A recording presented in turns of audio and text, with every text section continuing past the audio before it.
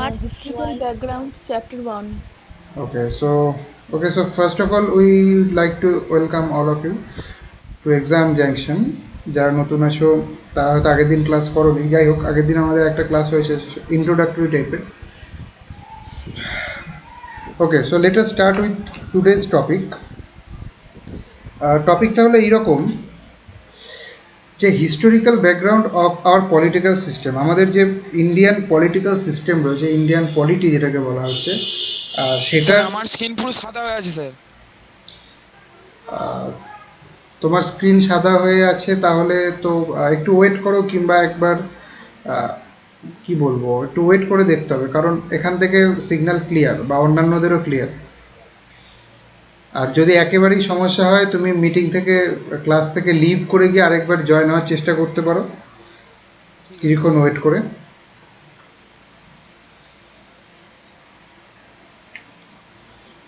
Okay, so historical background of our political system, the politics of India. Basically the first question যেটা আমাদের প্রথম মনে হওয়া উচিত, সেটা হলো আমাদের হিস্টোরিক্যাল ব্যাকগ্রাউন্ড পড়তে হবে কেন, কি কারণে আমাদের হিস্টোরিক্যাল ব্যাকগ্রাউন্ড পড়ার প্রয়োজন। সেটা দেখো, ধরো আজকে আমাদের যে এক্সিস্টেন্স প্রত্যেকটা জিনিসের ক্ষেত্রে, আমরা যে পলিটিক্যাল সিস্টেমের মধ্যে রয়েছি, আজকে ভোট হচ্ছে, একজন প্রধানমন্ত্রী হিসেবে নিযুক্ত হচ্ছে, আমাদের রাজ্যে মুখ্যমন্ত্রী হিসেবে নিযুক্ত হচ্ছে, একটা সুন্দর পলিটিক্যাল সিস্টেম তৈরি হয়ে গেছে। প্রত্যেকে প্রত্যেক বছর ভোট দিতে পারছে, মানে টাইম অনুযায়ী যখন ভোটের সময় হচ্ছে, এটা প্রত্যেকের অধিকার, ফান্ডামেন্টাল একটা রাইটসের মধ্যে পড়ছে যে প্রত্যেকে ভোট দিতে পারবে, প্রত্যেকে সমস্ত কিছু করতে পারবে, কারো কোনো বাধা বিপত্তি নেই। কিন্তু আজ থেকে লেটসে 100-200 বা তারও আগে এই ধরনের কোনো রাইটস কিন্তু আমাদের ছিল না, সাধারণ পাবলিকের এই ধরনের কোনো অধিকার ছিল না। তো কিভাবে যখন মানুষের কাছে জিরো অধিকার, সেখান থেকে আজকে ফুল রাইটস আমাদের হাতে রয়েছে, এই যে জার্নিটা, এই জার্নিটাকে না জানতে পারলে আমাদের এই পলিটিক্যাল সিস্টেম সম্পর্কে আইডিয়াটা ক্লিয়ার হবে না। এটা হচ্ছে আইডিয়াল একটা রিজন। আর সেকেন্ড রিজন যেটা হতে পারে, সেটা হলো তোমরা সবাই এক্সামের প্রিপারেশন নিচ্ছ, সো এক্সামে এই জায়গা থেকে কোশ্চেন প্রচুর আসে। So this is secondary reason, but the primary reason is you have to know everything from the beginning, right? সেই জন্য আমরা সমস্ত কিছুর হিস্ট্রিটা আগে জানতে হবে। যদি কেউ কোনো সাবজেক্ট নিয়ে হায়ার স্টাডিজ করে, তাহলে তাকেও তার হিস্ট্রি অবশ্যই জানতে হবে প্রত্যেকটা সাবজেক্টে। ঠিক একই রকমভাবে, একই কারণে পলিটিক্সেরও হিস্ট্রি জানা প্রয়োজন। হিস্ট্রি বলতে আমরা কি জানবো? হিস্ট্রি বলতে জানবো যে কিভাবে এর পুরো ব্যাপারটা যে ইভলভ কী করে হলো, এটাই জানার হিস্ট্রি বলতে। কিছুই ছিল না, সেখান থেকে কিভাবে উঠলাম। তো এটার জানবোটা আমরা কিভাবে? দেখো, এগুলো জানার অনেক রকম উপায় থাকতে পারে, বিভিন্ন লোকের বিভিন্ন ক্রোনোলজি অনুযায়ী লেখা থাকতে পারে, বিভিন্ন কবির বিভিন্ন লেখা থেকে আমরা জানতে পারি। কিন্তু এই ক্ষেত্রে আমাদের যেটা জানতে হবে, সেটা হলো অ্যাক্টস। বিভিন্ন সময়ে যে আমাদের যে গভর্নমেন্ট, তারা যে সমস্ত অ্যাক্ট পাস করেছে, সেই ধরনের acts, through those acts we have to know the history. Okay, so this was some basic introduction about historical background of our Indian political system. So if we start our discussion, the first thing that we have to know, আমাদের প্রথম যে জিনিসটা জানতে হবে সবার আগে, সেটা হলো everything starts from the year 1600। 1600 খ্রিস্টাব্দ, এই সময়টা একটা এইরকম সময়, যেইটা ছিল আমাদের একটা পুরাতন প্রাচীন ইন্ডিয়া থেকে একটা নতুন ইন্ডিয়া, নতুন ভারত তৈরি হওয়ার একটা জার্নি শুরু, এই 1600 খ্রিস্টাব্দ। তার আগে পর্যন্ত বিভিন্ন রাজা, মহারাজা, সম্রাট, বিভিন্ন লোকজন, বিভিন্ন ডাইনাস্টি, তোমরা জেনেছো, মুঘল এম্পায়ার, এবং তার আগে অনেক কিছু রয়েছে পরপর, তারা আমাদের ইন্ডিয়াকে রুল করে এসছে। কিন্তু যখন 1600-এ ইস্ট ইন্ডিয়া কোম্পানি আমাদের ভারতে এলো, সেই মুহূর্তটা ছিল একটা দারুণ deciding moment for the Fortune of our country. 1600 খ্রিস্টাব্দে English east India company England থেকে আমাদের দেশে এলো অ্যাজ এ ট্রেডার। তারা ব্যবসা করতে চাইতো, তার কিছু বছর আগে আমাদের ইংল্যান্ডে কিংবা ইউরোপে বলতে পারো যে রেনেসাঁ, সেটা তার বেশ কিছু বছর আগে হয়েছিল। তার ফলে কি হয়েছিল যে আহ, ইউরোপ থেকে বিভিন্ন দিকে বিভিন্ন রকম মানুষজন তারা ছড়িয়ে পড়ছিল। কিসের খোঁজে? না নতুন ল্যান্ড, নতুন ওশান ওয়েজ, সমুদ্রপথে বিভিন্ন জায়গা, বিভিন্ন নতুন দেশ, বিভিন্ন জায়গা খোঁজার জন্য। ওকে, সো 1600 খ্রিস্টাব্দে ইস্ট ইন্ডিয়া কোম্পানি ইন্ডিয়া এলো। হ্যালো স্যার, একটা কথা বলবো?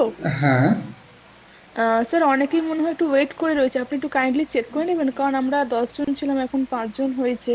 তো ওরা লেফট করে গেছে, একটু আপনি যদি কাইন্ডলি একটু চেক করে নেন তো ওরা একটু ক্লাসটা অ্যাটেন্ড করতে পারবে। এবং অনেকেরই রোহন, সাদা হয়ে গেছে সৌম্য, স্ক্রিনটা। ওকে, দেশমুখ, অসীম। ওকে, ওরা লেফট করেছে বোধহয়, দেখতে পাচ্ছে না বলে। হ্যাঁ স্যার, দিয়ে আবার মনে হয় ওরা মেসেজ পাঠাচ্ছে, আপনি একটু কাইন্ডলি চেক করে নিলে ভালো হয় স্যার। হুম,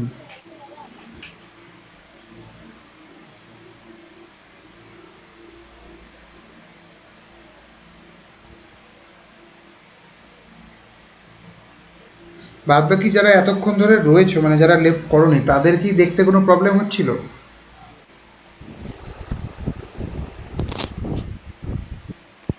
স্যার আমার প্রবলেম হচ্ছে না। ওকে, ওকে, ওকে।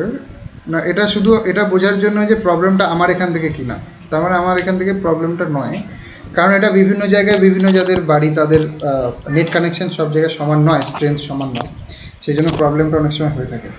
যাই হোক, তো আপাতত আর কেউ ওয়েটিংয়ে নেই।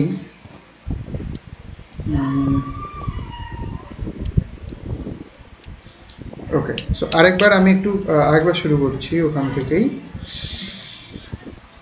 তো ইস্ট ইন্ডিয়া কোম্পানি ট্রেডার্স হিসেবে এসছে। আচ্ছা, এখান থেকে ধরো আমি দেখতে পাচ্ছি না যে কে কে ওয়েটিংয়ে রয়েছে।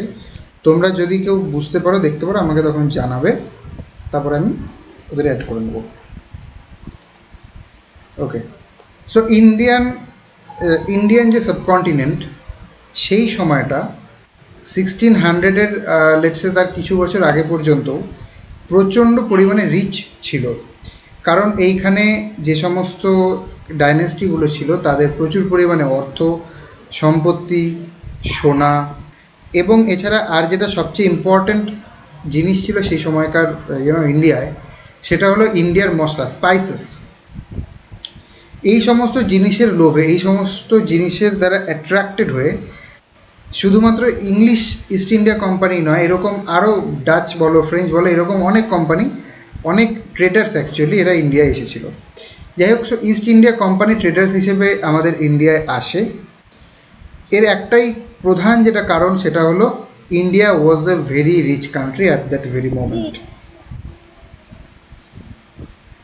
Any problem? Any problem? Hello hmm, hello hmm, sir, Suparna হুম, বলছি। হুম। স্যার বলছি আমাকে একটু 5 মিনিটের জন্য ছাড়া যাবে? অ্যাকচুয়ালি আমার একজন রিলেটিভ এক্সপায়ার করেছেন, একটু নিচে গিয়ে কথা বলে আসবো মায়ের সাথে, জাস্ট 5 মিনিটের জন্য।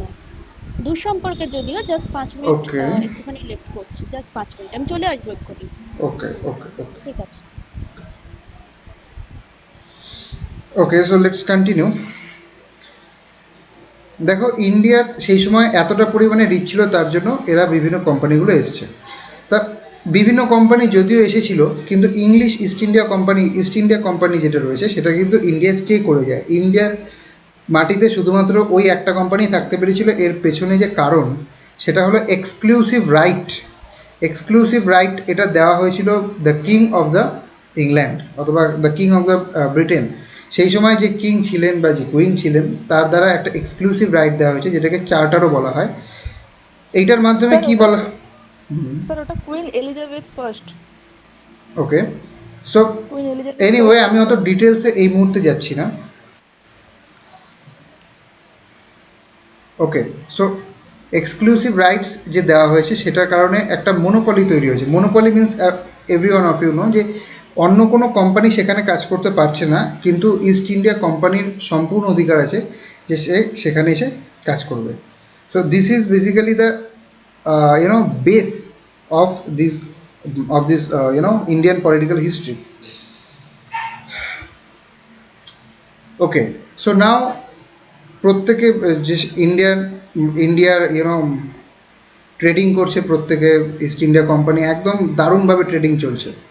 কিন্তু সমস্যাটা হলো এই সময় যে তারা ধীরে ধীরে ট্রেড করতে করতে এই ব্যাপারটা বুঝতে পেরে গেল যে ইন্ডিয়ার বিভিন্ন জায়গায় বিভিন্ন ছোট ছোট যে সমস্ত রাজারা রয়েছে, যে সমস্ত রুলার্স রয়েছে, তারা কিন্তু কোনো রকমভাবে ইউনাইটেড নয়। তারা নিজের নিজের জায়গায় মনে করে যে আমি এখানকার রাজা, আমি এখানকার সর্বেসর্বা, কিন্তু তারা কোনো রকমভাবে ইউনাইটেড ছিল না। যদিও তখনও মুঘল এম্পায়ার, মুঘল যে সম্রাট সে ছিল, কিন্তু তাকে কেউ সেই রকমভাবে মানছিল না। তো ইংলিশ ইস্ট ইন্ডিয়া কোম্পানি কী শুরু করলো, ধীরে ধীরে এক্সপ্যানশন শুরু করলো। তারা নিজেদের ট্রেডিং থেকে ছেড়ে এবার আস্তে আস্তে অ্যাডমিনিস্ট্রেশনের দিকে এগোতে থাকলো। ওকে, সো এরকম করতে করতে দেখা গেল 1764 তখন হলো কি battle of Buxar. Battle of Buxar হয়েছিল ruler of Bengal, ruler of Awadh and Mughal যে এম্পায়ার ছিল তার মধ্যে এই তিনজন একসাথে একই দিকে, এবং অপর দিকে রয়েছে English east India company. East India company এখানে জিতে যায়, এবং এটা খুব স্বাভাবিকভাবেই বোঝা যায় যে ইন্ডিয়ার সমস্ত যে বড় বড় ক্ষমতাধারী লোকজন আছে, যে সম্রাটরা আছে, তারা যদি একসাথে হয়েও ইংরেজদের বিরুদ্ধে লড়াই করে তবুও তারা ইংরেজদের হারাতে পারবে না। সো কী হলো, ফলে প্রত্যেকে ব্যাপারটাকে মেনে নিল, এবং ইংরেজদের যেটা দেওয়া হলো সেটাকে বলা হলো Diwani. Diwani rights is basically the revenue and the tax collection right, যেটা বেঙ্গল, বিহার এবং উড়িষ্যা এই তিনটে জায়গার রেভিনিউ বা ট্যাক্স কালেকশনের যে রাইট সেটা দিয়ে দেওয়া হলো ইংলিশ ইস্ট ইন্ডিয়া কোম্পানিকে। সো এটা খুব আশ্চর্যের ব্যাপার। এটা খুব এক্সপেক্টেড ছিল যে এই রাইটস পাওয়ার পরে যে সমস্ত tax collection east India company করতে পারবে। It was supposed to be it was very natural that the company will become very rich, obviously. কিন্তু কি হলো ঠিক তার উল্টো। কোম্পানি রিচ হওয়ার বদলে, কোম্পানি ধীরে ধীরে ধনী হওয়ার বদলে যারা ধনী হলো সেটা হলো কোম্পানির অফিসার্স। কোম্পানির আন্ডারে যে সমস্ত বিউরোক্র্যাটস কাজ করছিল, যে সমস্ত নিম্ন স্তরের অফিসাররা কাজ করছিল, তারা আস্তে আস্তে ধনী আরও ধনী হয়ে গেল। এটার পেছনে কি কারণ হতে পারে? এটার পেছনে কারণ একটাই থাকতে পারে যে এখানে কোম্পানির হাতেও ঠিকঠাক কোনোভাবে ম্যানেজমেন্টের ক্ষমতা ছিল না।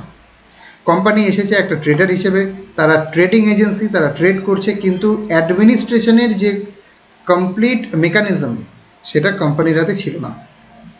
Okay, so the main thing was mismanagement and the corruption of the officers.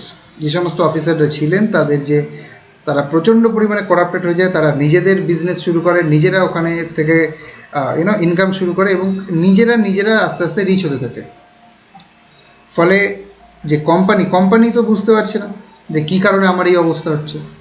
Company rich হওয়ার কথা, আস্তে আস্তে সে ডুবে যাচ্ছে। কোম্পানি প্রচণ্ড পরিমাণে ডেটে চলে গেল, মানে প্রচুর পরিমাণে ঋণ হয়ে গেল, প্রচণ্ড পরিমাণে। দ্যাট ওয়াজ আনইম্যাজিনেবল, যে এটা কী করে সম্ভব। Now what was the way out? Company কী করতে পারতো? কোম্পানি হাতে তখন ইস্ট ইন্ডিয়া কোম্পানির হাতে একটা মাত্রই উপায়, সেটা হলো যেহেতু তাকে চার্টার দিয়েছে, তাকে এক্সক্লুসিভ রাইট দিয়েছে দ্য গভর্নমেন্ট অফ ইংল্যান্ড, তো সে গভর্নমেন্ট অফ ইংল্যান্ডের কাছে গেল এবং সেখানে ব্যাপারটা বলা হলো যে এই সেরকম সমস্যা হচ্ছে, আমাদের কাছে কোনো রকম রেভিনিউ আসছে না, সম্পূর্ণ ডেট ফেসে গেছে পুরো ব্যাপারটা। তো অবশ্যই তখন গভর্নমেন্ট কী করবে? গভর্নমেন্ট শুরু করলো সেটা হলো রেগুলেটিং অ্যাক্ট। রেগুলেটিং অ্যাক্ট বলতে দেখো এই অ্যাক্টগুলো যেটা পরপর আছে তোমাদের 1773, 1793 পরপর রয়েছে, এগুলোকে বলা হচ্ছে রেগুলেটিং অ্যাক্ট। কেন? তো যখন কোম্পানি ব্রিটিশ গভর্নমেন্টের কাছে গিয়ে বললো সমস্যাটা, তখন ব্রিটিশ গভর্নমেন্ট ঠিক করলো যে এইবার এই কোম্পানিকে, the company should be ruled and controlled and regulated by us. কোম্পানিকে রেগুলেট করা শুরু করলো তখন British government. To control and regulate company rule. যেহেতু এটাকে রেগুলেট করা হতো সেই জন্য এটাকে বলা হলো রেগুলেটিং অ্যাক্ট। এছাড়া এর আরও কিছু নাম আছে যেটা এক্সামের ক্ষেত্রে তোমাদের যদি এরকম কোনো কোশ্চেন আসে যে ইআইসি অ্যাক্ট 1773 থেকে কী ধরনের সেটার ফিচার্স কী কী ছিল, সেখানে সমস্যা হতে পারে। দেখো এগুলো মনে রাখতে হবে যে এটাকে যেমন বলা হতো রেগুলেটিং অ্যাক্ট, তার সাথে সাথে এটাকে ইআইসি অ্যাক্ট বা ইস্ট ইন্ডিয়া কোম্পানি অ্যাক্টও বলা হতো এবং চার্টার অ্যাক্টও বলা হতো। ওকে, তো রেগুলেট করা হতো বলে রেগুলেটিং অ্যাক্ট, ইস্ট ইন্ডিয়া কোম্পানির জন্য ওটা চালু করা হয়েছিল বলে ইস্ট ইন্ডিয়া কোম্পানি অ্যাক্টও বলা হতো। কিন্তু চার্টার অ্যাক্ট কেন বলা হলো? চার্টার অ্যাক্ট বলা হলো এই কারণেই, যখন ইস্ট ইন্ডিয়া কোম্পানির এই সমস্যাগুলো শুরু হলো তারপরে ব্রিটিশ গভর্নমেন্ট এই সিদ্ধান্ত নিল যে after every 2 years the charter act or the regulating act, যে অ্যাক্টগুলো পাস করা হচ্ছিল প্রত্যেক 2 বছর প্রত্যেক 20 বছর পর পর, এখানে একটা এটা কারেক্ট করতে হবে, প্রত্যেক 20 বছর পর পর এই ব্যাপারগুলোকে কিন্তু ওরা রিভাইজ করবে। ওরা যে সমস্ত টার্মস অ্যান্ড কন্ডিশনস আছে এগুলোকে ওরা রিভাইজ করবে, সেই জন্য এটাকে বলা হলো যে চার্টার অ্যাক্ট। এর আগে কী হয়েছিল?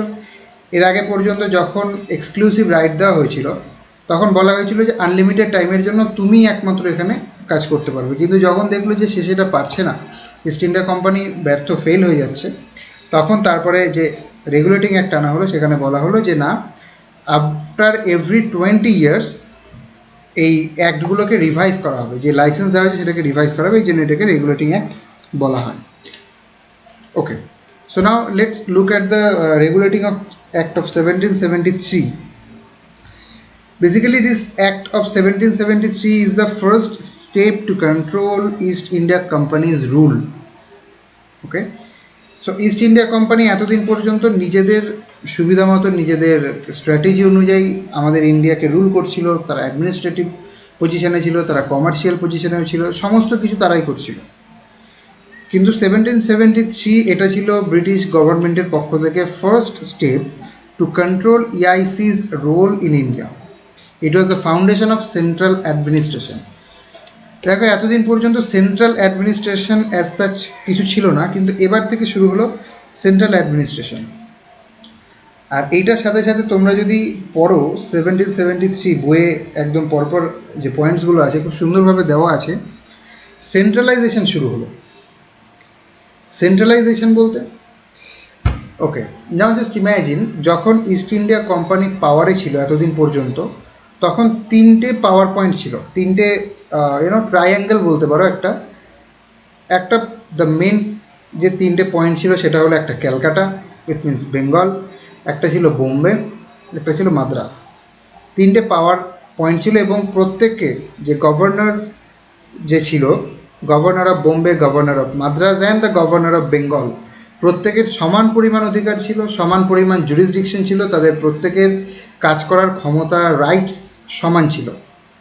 কিন্তু এই রেগুলেটিং অ্যাক্ট অফ 1773 মাধ্যমে governor of Bombay and Madras এই দুজনের পাওয়ারকে কমিয়ে দেওয়া হলো। তাদের দুজনকে বলা হলো যে now you are the subordinate to the governor of Bengal and the governor of বেঙ্গলকে বলে দেওয়া হলো এখন থেকে আপনার ডেজিগনেশন হয়ে যাবে governor general of Bengal. So এতদিন পর্যন্ত যেখানে 3টে পাওয়ার হেড ছিল সেখান থেকে এখন একটা কিন্তু মেইন পাওয়ার পয়েন্ট চলে এলো এবং দুটো কিন্তু সাবঅর্ডিনেট হয়ে গেল। তাহলে 3টে থেকে একটা হলো, সেন্ট্রালাইজেশন হচ্ছে। সেন্ট্রালাইজেশন শুরু হলো 1773। It's very important. এখান থেকে কোশ্চেন আসতে পারে যে কখন শুরু হয়েছিল। 1773 শুরু হয়েছিল। Okay, so governor of Bengal became the governor general of Bengal, আর the first governor general of Bengal was the Hastings, as all of you know obviously. Okay, so আর গভর্নর জেনারেল অফ বেঙ্গলকে হেল্প করার জন্য, তাদেরকে অ্যাসিস্ট্যান্স দেওয়ার জন্য 4 মেম্বার এক্সিকিউটিভ কাউন্সিল তৈরি করা হলো। একটা কাউন্সিল তৈরি করা হলো যে গভর্নর জেনারেল অফ বেঙ্গলকে হেল্প করবে তার কাজের জন্য। সেটা ছিল এক্সিকিউটিভ কাউন্সিল নাম্বার 1 এবং সেখানে 4 জন মেম্বার ছিল। পয়েন্টগুলো মাথায় রাখতে হবে যে সেটা ছিল এক্সিকিউটিভ কাউন্সিল, সেখানে 4 জন মেম্বার ছিল, নাম্বার অফ মেম্বার্স ওয়াজ 4। এটাকে ক্যালকাটা কাউন্সিলও বলা হতো, কারণ অবভিয়াসলি এটা বেঙ্গলে ছিল, ক্যালকাটায় ছিল, কলকাতায় ছিল, সেই জন্য ক্যালকাটা কাউন্সিলও বলা হতো। তো it's very clear picture I think that সেই সময় দেখো গভর্নর জেনারেল অফ বেঙ্গলের রুল টোটালি, সে যা খুশি করতে পারতো। তাকে অ্যাসিস্ট করার জন্য যে কাউন্সিল তৈরি করা হলো সেটাও অবভিয়াসলি এক্সিকিউটিভ কাউন্সিল ছিল, যদিও দ্য ফ্যাক্ট ওয়াজ দ্যাট এই এক্সিকিউটিভ কাউন্সিল লেজিসলেটিভ কাজকর্ম করতে পারত, that's different thing, but the primary objective of that council was executive functions. Okay, so these are the basic important points of 1773. And the other thing which is very important, that Supreme Court, the first Supreme Court of Calcutta, obviously the thing you have to remember is Supreme Court of India নয়, Supreme Court of Calcutta, এটার নাম ছিল Supreme Court of Calcutta, not Supreme Court of India. Supreme court of Calcutta তৈরি করা হলো কিসের জন্য? এইখানে এই ব্যাপারটা হলো যে গভর্নর জেনারেল অফ বেঙ্গল এর পাওয়ারটাকে ডিভাইড করা হলো। এক্সিকিউটিভ আর লেজিসলেটিভ কাজকর্ম করবে governor general of India, governor general of Bengal, and judiciary যে সমস্ত ক্ষমতা রয়েছে সেটা চলে যাবে সুপ্রিম কোর্ট অফ ক্যালকাটার হাতে। So these are the points you can find in 1773 in your book. That is the first step to control of EIC. Centralization started. Governor of Bengal and Madras became the subordinate Governor General of Bengal. 4-member executive council. It was also called the Calcutta Council. Executive supremacy. Yeah, obviously executive supremacy ওই সময় ছিল। আর যেটা ছিল সেটা হলো Supreme Court of Calcutta was established at that time. So separation of power এই ব্যাপারটাও শুরু হয়েছিল 1773 তে। ওকে, নেক্সট তোমাদের বইয়ে যে পয়েন্ট আছে সেটা হলো পিটস ইন্ডিয়া অ্যাক্ট 1784। পিটস ইন্ডিয়া অ্যাক্ট এইরকম নাম কেন? Because the prime minister of England ওই সময় যে ছিল, যিনি প্রাইম মিনিস্টার ছিলেন তার নাম ছিল পিটস দ্য ইয়াঙ্গার। সো তার নামের তার নাম থেকে এটাকে পিটস ইন্ডিয়া অ্যাক্ট বলা হচ্ছে। এটা the main feature of this act was, দেখো আস্তে আস্তে তুমি ব্যাপারগুলো মাথায় রাখতে হবে। প্রথমে পুরোটা কোম্পানির রুল ছিল, কোম্পানি ডেটে চলে গেল, প্রচুর ঋণ হয়ে গেল, কোম্পানি গভর্নমেন্টের কাছে গেল, সারেন্ডার করলো, গভর্নমেন্ট পলিসি বানানো শুরু করলো কোম্পানির হয়ে। এবার গভর্নমেন্ট অফ ব্রিটেন আস্তে আস্তে 1 by 1 একটা করে অ্যাক্ট পাস করবে, আর ধীরে ধীরে কোম্পানির হাত থেকে অধিকারগুলো আস্তে আস্তে নিজের কাছে নিয়ে নেবে। This is the chain of every the binding point of every act by the British government. So Pitt's India অ্যাক্টের মাধ্যমে কি হলো, যে পাওয়ার ছিল যেটা সম্পূর্ণ এখনো পর্যন্ত আমাদের কোম্পানির হাতে রয়েছে সেটাকে ডিভাইড করা হলো। ডিভাইড করে কি করা হলো, court of directors and board of control. এখানে ব্যাপারটা আমি বলে রাখতে চাই, কোর্ট অফ ডিরেক্টরস বলে যে গ্রুপ অফ পিপল ছিল, যে কিছু যারা কোর্ট অফ ডিরেক্টরস নামে পরিচিত ছিল, এইটা আগে থেকেই এক্সিস্ট করছিল, এইটা আগে থেকেই কোম্পানির আন্ডারে কাজ করছিল। এই লাইনটা লেখাও আছে বইতে যে court of directors were the governing body of East India company. Okay, so court of directors যে ছিল গভর্নিং বডি বলতে সে কমার্শিয়াল অ্যাফেয়ার্স যা সেগুলোও দেখবে, পলিটিক্যাল অ্যাফেয়ার্সও দেখবে, এতদিন পর্যন্ত বিফোর 1784। আফটার পিটস ইন্ডিয়া অ্যাক্ট 1784 এই যে ক্ষমতা কোর্ট অফ ডিরেক্টরসের, এটাকে দুটো ভাগ করে দেওয়া হলো।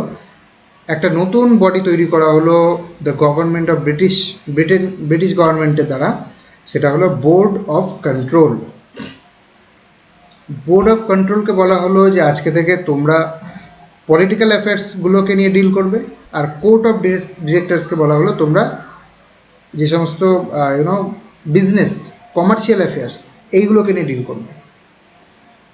সো দ্য গভর্নমেন্ট একটাই, দুটো বডি, তারা দুটো আলাদা জিনিস নিয়ে ডিল করছে, দুটো আলাদা জিনিস নিয়ে কাজ করছে। এটাকে বলা হতো double government. Okay, this system was called double government. এটার একটাই উদ্দেশ্য ছিল, যেটা হলো to increase the government's control over India. আস্তে আস্তে তুমি যদি ফলো করো দেখতে পাবে প্রত্যেকটা অ্যাক্টের মাধ্যমে গভর্নমেন্ট অফ ব্রিটেন বা গভর্নমেন্ট অফ ইংল্যান্ড তার influence on Indian subcontinent was increasing. Okay, so this is about the Pitt's India act. Pitt's India অ্যাক্টে কী করা হলো, তাহলে কোম্পানির যে পাওয়ার, কোম্পানির ক্ষমতাকে দুটো ভাগ করে দেওয়া হলো। Court of directors, board of control তৈরি করা হলো। কোর্ট অফ ডিরেক্টরস কাজ করবে কমার্শিয়াল অ্যাফেয়ার্স নিয়ে, আর বোর্ড অফ কন্ট্রোল কাজ করবে পলিটিক্যাল অ্যাফেয়ার্স নিয়ে। এটাকে বলা হতো ডাবল গভর্নমেন্ট। ক্লিয়ার আশা করছি।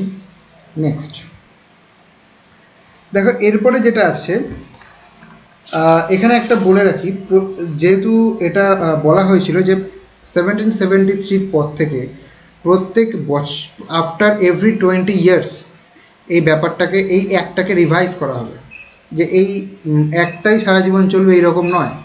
1773 পর থেকে 1773 পর থেকে 1793 ছিল, 1713 ছিল, অ্যান্ড ফাইনালি 1733 ছিল, অ্যান্ড 1753 ছিল। But 1833, 1853. So 1793 and 1813 they are not quite important, maybe. এই জন্য তোমাদের লক্ষ্মীকান্তেও নেই sir 18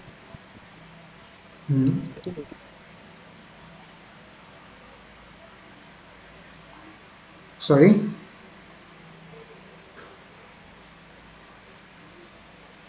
okay. thing that I want to say that please এইরকম ভাবে কথার মাঝখানে বলবে না। তোমাদের প্রবলেম থাকলে শেষে আমি টাইম দেবো কিছুটা, সে সময় অবভিয়াসলি তোমরা বলতে পারবে। ওকে,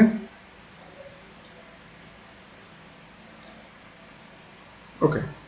সো চার্টার অ্যাক্ট অফ 1833 আগে আরও যে দুটো চার্টার অ্যাক্ট ছিল, 1793, 1713, they are not given in your book, so that's why I am also skipping it.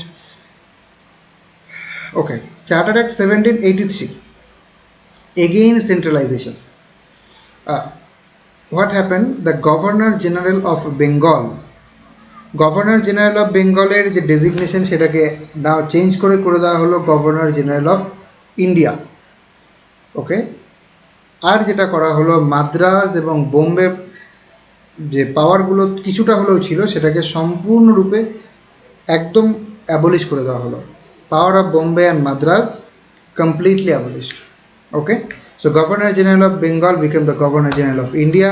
The first governor general of India was Bentinck.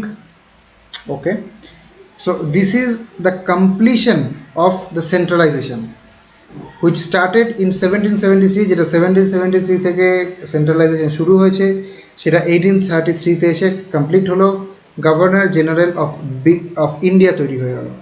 So now governor general of India এই হলো সম্পূর্ণ ভারতের একমাত্র ব্যক্তি যে সম্পূর্ণ ভারতের সমস্ত কাজকর্মকে নিয়ন্ত্রণ করবে। ক্লিয়ার? আর অন্যান্য যে সমস্ত পাওয়ার্স যাদের ছিল, বম্বে অ্যান্ড মাদ্রাজ, তাদের পাওয়ারকে সম্পূর্ণ কার্টেল করে দেওয়া হলো, বন্ধ করে দেওয়া হলো। So this is the end of centralization. আর একটা পয়েন্ট যেটা, সেটা হচ্ছে এতদিন পর্যন্ত যেগুলোকে ল বলা হচ্ছিল সেটাকে অ্যাক্ট বলা হবে এবার থেকে। ওকে, নাও ইস্ট ইন্ডিয়া কোম্পানিকে বলে দেওয়া হলো যে এবার থেকে তোমরা শুধুমাত্র একটা অ্যাডমিনিস্ট্রেটিভ বডি থাকবে। What do you mean by administrative body? ধরো তোমরা যারা WBCS এর জন্য প্রিপারেশন করছো কিংবা এই ধরনের যে সমস্ত পোস্টগুলো, সেটাকে বলা হয়, কিংবা তুমি যদি ইউপিএসসির কথা ভাবো, সেখানে বলা হচ্ছে Indian administrative service. So administration, both the WBCS officer and the IAS officer, both of them are the administrative officers. Administrative officers বলতে কি বোঝানো হচ্ছে? যারা সমস্ত যে গভর্নমেন্টের পলিসিগুলো সেগুলোকে ইমপ্লিমেন্ট করবে। এখনো পর্যন্ত তারা কিন্তু পলিসি বানানোর মতো পজিশনে যায়নি। অবভিয়াসলি এখনকার যদি কথা বলি, যারা WBCS অফিসার বা IAS অফিসার, তারা পরবর্তীতে প্রমোটেড হয়ে যখন মিনিস্ট্রির বিভিন্ন উইংয়ে যায়, তখন তারা অবভিয়াসলি এই সমস্ত কাজ করতে পারে, পলিসি মেকিংয়ে তাদের রোল থাকে। কিন্তু ইন ইনিশিয়াল স্টেজেস তাদের প্রধান কাজ যেটা হয় সেটা হলো ইমপ্লিমেন্টেশন। সো এই ক্ষেত্রেও ইস্ট ইন্ডিয়া কোম্পানিকে government of Britain purely administrative body বানিয়ে দিল, যে সমস্ত পলিসি সমস্ত অ্যাক্ট তৈরি করবে গভর্নমেন্ট, পার্লামেন্ট, এবং তাদেরকে ইমপ্লিমেন্ট করবে east India company. So east India company became the administrative body only. Okay, and the other thing that is given in your book that is very interesting, যে ওখানে বলে দেওয়া হলো যে in trust for his majesty. তার মানে এতদিন পর্যন্ত যে টেরিটরিটা, যে পুরো সম্পূর্ণ ভারতের যতটা ইস্ট ইন্ডিয়া কোম্পানির আন্ডারে ছিল, যতটা ইস্ট ইন্ডিয়া কোম্পানি কন্ট্রোল করতে পারত, সেই পুরো সেই পুরো জায়গাটা, সেই পুরো এলাকাটা এখন আপাতত সেটা নিয়ে নিল কে? British government. সে বলল যে এখন থেকে এই সম্পূর্ণ ভারত আমার, ব্রিটিশ গভর্নমেন্টের ল্যান্ড, এবং তোমরা, তার মানে হচ্ছে East India company, you are in trust for his majesty. যদিও মালিক হলো এই কিং, কিন্তু তোমরা হচ্ছে তার অ্যাডমিনিস্ট্রেশনে কাজ করছো, তার আন্ডারে তোমরা কাজ করছো, তোমরা অ্যাডমিনিস্ট্রেটিভ সার্ভিসটা তোমরা করছো। ওকে, তো আস্তে আস্তে ব্যাপারটা এগেইন আমি বলছি, খেয়াল করে দেখা যাবে 1773 পর থেকে ধীরে ধীরে ধীরে ধীরে সম্পূর্ণ অধিকারটা, সম্পূর্ণ রাইটস, সম্পূর্ণ পাওয়ার ব্রিটিশ গভর্নমেন্ট নিজের হাতে ক্যাপচার করছে। এখানে আরেকটা জিনিস যেটা ব্রিটিশ গভর্নমেন্ট করতে চাইলো কিন্তু পারলো না, সেটা হলো it attempted to introduce open CSC, civil services examination যেটা হতো সেই সময়। তো সেইখানে আজকের মতো ওপেন অবশ্যই সিভিল সার্ভিসেস এক্সামিনেশন হতো না। আজকে যেমন প্রত্যেকটা লোকের অধিকার আছে এই এক্সামিনেশনে ঢোকার, এই কাজ করার, কিন্তু সেই সময় প্রত্যেকের অধিকার ছিল না। শুধুমাত্র কারা যেতে পারতো? যারা ইস্ট ইন্ডিয়া কোম্পানির থেকে রিকমেন্ডেড হতো। যারা ইস্ট ইন্ডিয়া কোম্পানির দ্বারা রিকমেন্ডেড হতো তাদেরকে ট্রেনিং দেওয়া হতো ইংল্যান্ডের কোনো একটা কলেজে, তারপরে তাদেরকে এই অ্যাডমিনিস্ট্রেশনে, এই সিভিল সার্ভিসে নিয়োগ করা হতো। তো এই ব্যাপারটাকে, তার মানে এখানে একটা জিনিস খুব ক্লিয়ার, যে সিভিল সার্ভিসেস, সিভিল সার্ভেন্ট যে সমস্ত অফিসাররা আছে তাদের ওপরে ইস্ট ইন্ডিয়া কোম্পানির একটা প্রচণ্ড পরিমাণে ইনফ্লুয়েন্স থাকবে, যে যদি শুধুমাত্র তাদের রেকমেন্ডেশন পায় তবেই তারা এই সিভিল সার্ভেন্ট হতে পারবে। ফলে ইস্ট ইন্ডিয়া কোম্পানি তাদেরকেই রেকমেন্ড করবে যারা ইস্ট ইন্ডিয়া কোম্পানির প্রতি লয়াল থাকবে, যারা ইস্ট ইন্ডিয়া কোম্পানির কোনটায় ভালো, তাদের কোনটায় সুবিধা, সেইটা মেনে চলবে অবভিয়াসলি এটা। সো এই ব্যাপারটাকে কার্টেল করার জন্য দেখা গেল যে ব্রিটিশ গভর্নমেন্ট ট্রাই করতে থাকলো এবার যে ইস্ট ইন্ডিয়া কোম্পানির influence on civil services examination, এটাকে যাতে কমানো যায়। সেই জন্য ব্রিটিশ গভর্নমেন্ট কী বললো, যে না, এবার থেকে ওপেন এক্সাম হবে এই পোস্টগুলোর জন্য। কিন্তু সেই সময় এটা সম্ভব হয়নি 1833-তে।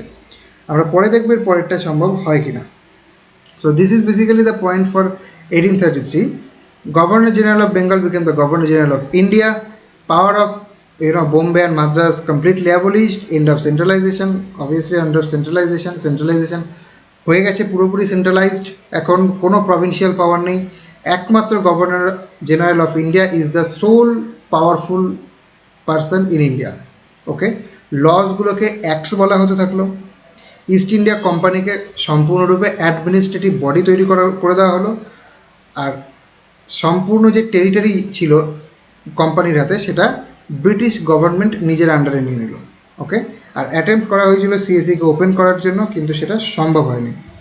1853, সো এগেইন 20 ইয়ার্স, 1833-এর পর থেকে 20 বছর, 1853, 1853।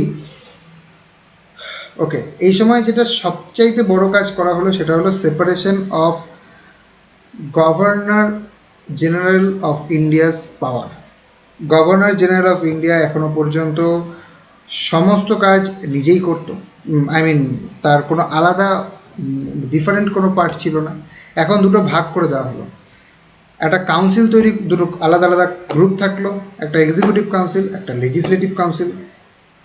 ওকে, সো এক্সিকিউটিভ কাউন্সিল আর লেজিসলেটিভ কাউন্সিলের মধ্যে যেটা government governor generals of India's যে লেজিসলেটিভ কাউন্সিলে সেখানে 6জন মেম্বার ছিল। সো এক্সিকিউটিভ কাউন্সিল অবভিয়াসলি আগে থেকেই ছিল, যেটা একদম প্রথমে মনে করো বারবার করে বলা হয়েছে যে গভর্নর জেনারেল অফ বেঙ্গল যখন ছিল 1773, গভর্নর জেনারেল অফ বেঙ্গল, সেই সময় গভর্নর জেনারেল অফ বেঙ্গলের আন্ডারে একটা এক্সিকিউটিভ কাউন্সিল তৈরি করা হয়েছিল। সেই কাউন্সিলটা অবভিয়াসলি কন্টিনিউড ছিল এতদিন। সেই এক্সিকিউটিভ কাউন্সিলই এক্সিকিউটিভ অ্যাকশনও নিত, লেজিসলেটিভ অ্যাকশনও নিত। এখন কি করা হলো 1853-র মাধ্যমে গভর্নর জেনারেল অফ বেঙ্গলের আন্ডারে দুটো আলাদা আলাদা কাউন্সিল তৈরি করা হলো। আগের যে এক্সিকিউটিভ কাউন্সিল ছিল সেটা তো ছিলই, সাথে একটা নতুন লেজিসলেটিভ কাউন্সিল তৈরি করা হলো by the charter act of 1853। সেই লেজিসলেটিভ কাউন্সিলে কতজন মেম্বার ছিল? 6 মেম্বার্স, 6জন মেম্বার ছিল সেই লেজিসলেটিভ কাউন্সিলে, এবং এটা একটা অনেকটা mini parliament. This all this key terms, mini parliament, legislative councils, এরকম সব কিছুই তুমি তোমাদের বইতে পাবে, বই থেকে ডিটেলে স্টাডি করতে হবে, আর আমি জাস্ট আউটলাইনটা তোমাদের দিচ্ছি। তো যে 6জন মেম্বার ছিল এই যে কাউন্সিলটা, এটা মিনি পার্লামেন্টের মতো কাজ করতো। মিনি পার্লামেন্ট বলতে ব্রিটেনে যে পার্লামেন্ট ছিল তাদের যে ফাংশনগুলো ছিল তারা যেভাবে কাজ করতো, এইখানেও যে গভর্নর জেনারেল অফ ইন্ডিয়া আন্ডারে যে লেজিসলেটিভ কাউন্সিল ছিল সেটাও পার্লামেন্টের মতোই কাজ করতো। তার সাথে আরেকটা জিনিস যেটা করা হলো, for the first time in the history local representation নেওয়া হলো। লোকাল রিপ্রেজেন্টেশন বলতে লেজিসলেটিভ কাউন্সিলে যে 6জন মেম্বার ছিল তার মধ্যে 4জন মেম্বার ইন্ডিয়া থেকে আসবে। কে ইন্ডিয়া থেকে কে এসেছিল সেই 4জনের মধ্যে ডিটেলে প্রত্যেকের নাম তোমরা বইতে পাবে। এই নামগুলো প্রচণ্ড ইম্পর্টেন্ট, মনে রাখতে হবে। ওকে, থার্ড পয়েন্ট ইজ নাও, এইবার আর আটকানো গেল না। 1853-তে ব্রিটিশ গভর্নমেন্ট ওপেন সিএসি করে দিল, যে সিভিল সার্ভিসেস এক্সামিনেশন এবার থেকে প্রত্যেকে দিতে পারবে। এখানে কোনো বাধ্যবাধকতা নেই, কারো কোনো রেকমেন্ডেশন লাগবে না, যার যোগ্যতা আছে সেই সিভিল সার্ভিসেস এক্সামিনেশন দিতে পারবে। যেমন এখন গ্র্যাজুয়েট হলেই সিভিল সার্ভিস দেওয়া যায়, ঠিক একই রকমভাবে সেই সময়ও সার্টেন যে ক্রাইটেরিয়া ছিল সেগুলো যারা ফিল করতে পারবে তারা প্রত্যেকে সিভিল সার্ভিসেস এক্সামিনেশন দিতে পারবে, কারো কোনো কোম্পানির রেকমেন্ডেশন লাগবে না। This was something very important 1853, কারণ এইবার দেখো এতদিন পর্যন্ত কি হতো, যেহেতু গভর্নমেন্ট চাইছিল ধীরে ধীরে ধীরে ধীরে সমস্ত ক্ষমতা গভর্নমেন্টের হাতে নিতে এবং কোম্পানির যে ক্ষমতা সেটাকে আস্তে আস্তে কমিয়ে দিতে, কোম্পানির ইনফ্লুয়েন্সটাকে কমিয়ে দিতে ইন্ডিয়ার ওপরে, সেটা হচ্ছিল না। যদিও প্রত্যেকটা অ্যাক্টের মাধ্যমেই গভর্নমেন্ট অফ ব্রিটেন এটা ট্রাই করছিল যে কিভাবে নিজের হাতে ক্ষমতা নেওয়া যায়, কিন্তু সেটা হওয়া সম্ভব হচ্ছিল না। কারণ কি? Strong support of the civil servants for the company. কারণ কোম্পানির দ্বারা রিকমেন্ডেড হয়ে তারা সিভিল সার্ভেন্ট হয়েছে, তাই তারা কোম্পানির প্রতি প্রচণ্ড লয়াল। এই ব্যাপারটা বুঝতে পেরেছিল গভর্নমেন্ট অফ ব্রিটেন, সেই জন্য তারা কী করলো, যাতে কারো কোনো রিকমেন্ডেশন দরকার না হয়, ডাইরেক্টলি সিভিল সার্ভিসেস এক্সামিনেশন দিতে পারে, ওপেন সিভিল সার্ভিসেস এক্সামিনেশন দেওয়ার ব্যবস্থা করা হলো। Okay, so this is 1853। এর পরবর্তীতে যদি এইভাবেই চলতে থাকতো তাহলে এর পরের চার্টার অ্যাক্ট আসতে মাত্র 1873 1873-তে আসতে পারতো, কিন্তু আসেনি। কেন? কারণ এই সময় একটা প্রচণ্ড বড় ঘটনা ঘটলো ইন্ডিয়ায়। যদিও কারো কোনো এটা আইডিয়া ছিল না, এর পেছনে বিভিন্ন ধরনের কারণ ছিল। The revolt of 1857, sepoy mutiny, অথবা যেটা বলা হয় the first war of independence for India. 1857-এর সেপয় মিউটিনির পেছনে অজস্র কারণ আছে, বিভিন্ন ধরনের কারণ, সেটা আমরা হিস্ট্রির সময় আলোচনা করব। কিন্তু 1857-এর যে ইম্প্যাক্ট, এটা ব্রিটিশ গভর্নমেন্টের ওপরে প্রচণ্ড পরিমাণে পড়েছিল। ব্রিটিশ গভর্নমেন্ট বুঝতে পেরেছিল যদি ইন্ডিয়াকে ঠিকঠাকভাবে কন্ট্রোল না করা হয়, যদি ইন্ডিয়ার সিস্টেমটাকে ইন্ডিয়ার মানুষের মতো করে না চালানো হয়, তাহলে ইন্ডিয়া আমাদের হাতে বেশিক্ষণ থাকবে না। আর যদি ইন্ডিয়া না থাকে তাহলে ব্রিটিশ গভর্নমেন্টের কোনো কাজ হওয়া সম্ভব নয়, কারণ ইন্ডিয়া থেকেই র ম্যাটেরিয়ালস যাবে, সেইটাকে ওরা ওদের বড় বড় ইন্ডাস্ট্রির মাধ্যমে সেটাকে ওরা প্রোডাক্টে কনভার্ট করবে এবং সেই প্রোডাক্টগুলোকে আবার ইন্ডিয়া এনে ওরাই বিক্রি করবে। ফলে ইন্ডিয়াটা ব্রিটেনের হাতে থাকাটা ভেরি মাচ ইম্পর্টেন্ট ছিল, সেই জন্য ওরা কোনোভাবেই ইন্ডিয়াকে হাতছাড়া করতে চাইতো না। কিন্তু যখন দেখলো যে ইন্ডিয়ার মানুষের মধ্যে একটা প্রচণ্ড পরিমাণে রিভল্ট তৈরি হচ্ছে, অসন্তোষ তৈরি হচ্ছে, তারা এই পরিমাণে তাদের অ্যাঙ্গারটাকে বার করে আনতে পারছে, সে সময় ওরা ভাবলো, ব্রিটিশ গভর্নমেন্ট ভাবলো যে না, আর কোম্পানি রুল নয়, এবার আমাদের হাতে কন্ট্রোল নিতে হবে। সো এইটা ভাবার পরে আসলো গভর্নমেন্ট অফ ইন্ডিয়া অ্যাক্ট 1858। এটাকে গভর্নমেন্ট অফ ইন্ডিয়া অ্যাক্ট বলা হলো কেন? ফার্স্ট কোশ্চেন, কারণ এই সময় বাই দিস অ্যাক্ট 1858 1858 খ্রিস্টাব্দে যে কুইন অফ ব্রিটেন একটা প্রোক্লেমেশন করলো, যেখানে সে নিজেকে এমপ্রেস অফ ইন্ডিয়া বলে ঘোষণা করলো। সো যদি ইন্ডিয়ার প্রধান, ইন্ডিয়ার এমপ্রেস হয় দ্যাট কুইন, তাহলে তার আন্ডারে যে গভর্নমেন্ট থাকবে সেটা অবভিয়াসলি ইন্ডিয়ার গভর্নমেন্টই হবে, কারণ সেই গভর্নমেন্টের পলিসি ইন্ডিয়ায় থাকবে, ইন্ডিয়ায় চলবে, ইন্ডিয়ায় সবাইকে সেই পলিসি মেনেই চলতে হবে। সেই জন্য এটাকে বলা হলো গভর্নমেন্ট অফ ইন্ডিয়া অ্যাক্ট, এবং যতদিন না পর্যন্ত ইন্ডিয়া ইন্ডিপেন্ডেন্স পাচ্ছে ততদিন পর্যন্ত এটা গভর্নমেন্ট অফ ইন্ডিয়া অ্যাক্ট বলেই চালানো হলো। Okay, so now let's see some features of government of India act.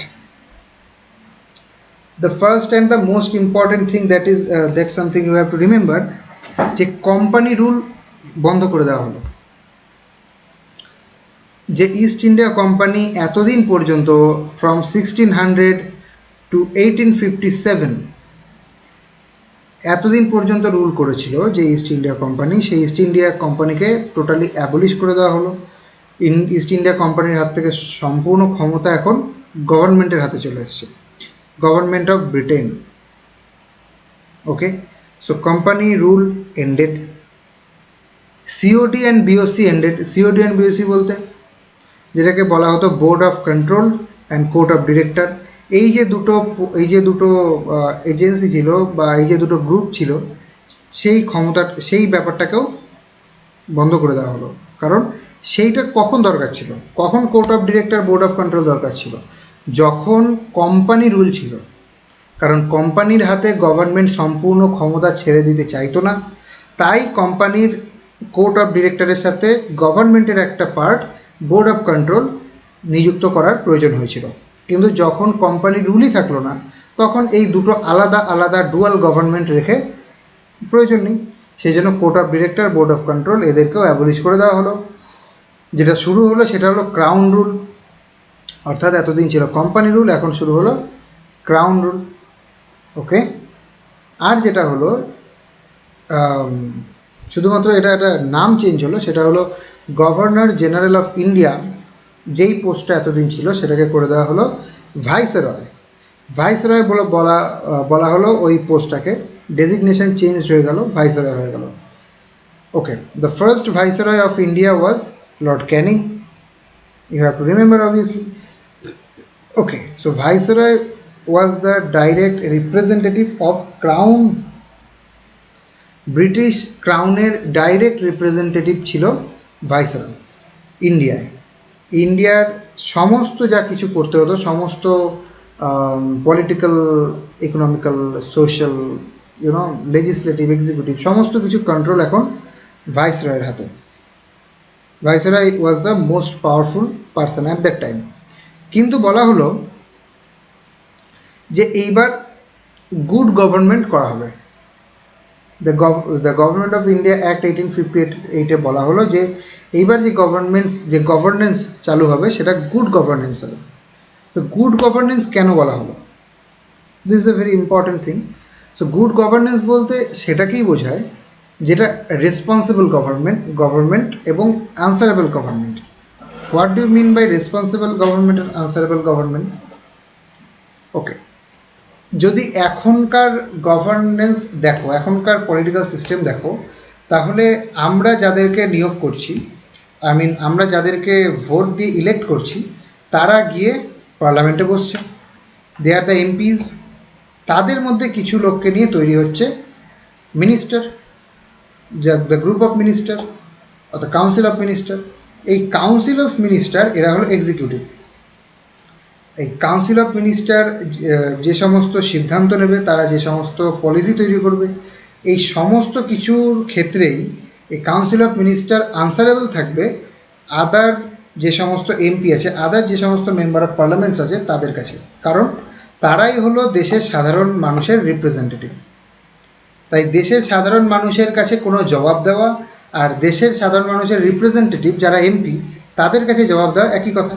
তো যে এক্সিকিউটিভ এই মুহূর্তে আমাদের দেশে যে কাউন্সিল অফ মিনিস্টার, তারা কিন্তু আনসারেবল, তারা আনসার দিতে বাধ্য অন্যান্য যে সমস্ত এমপি আছে, অন্যান্য মেম্বার অফ পার্লামেন্ট আছে তাদের কাছে। সো এটা অবভিয়াসলি গুড গভর্নেন্সের উদাহরণ।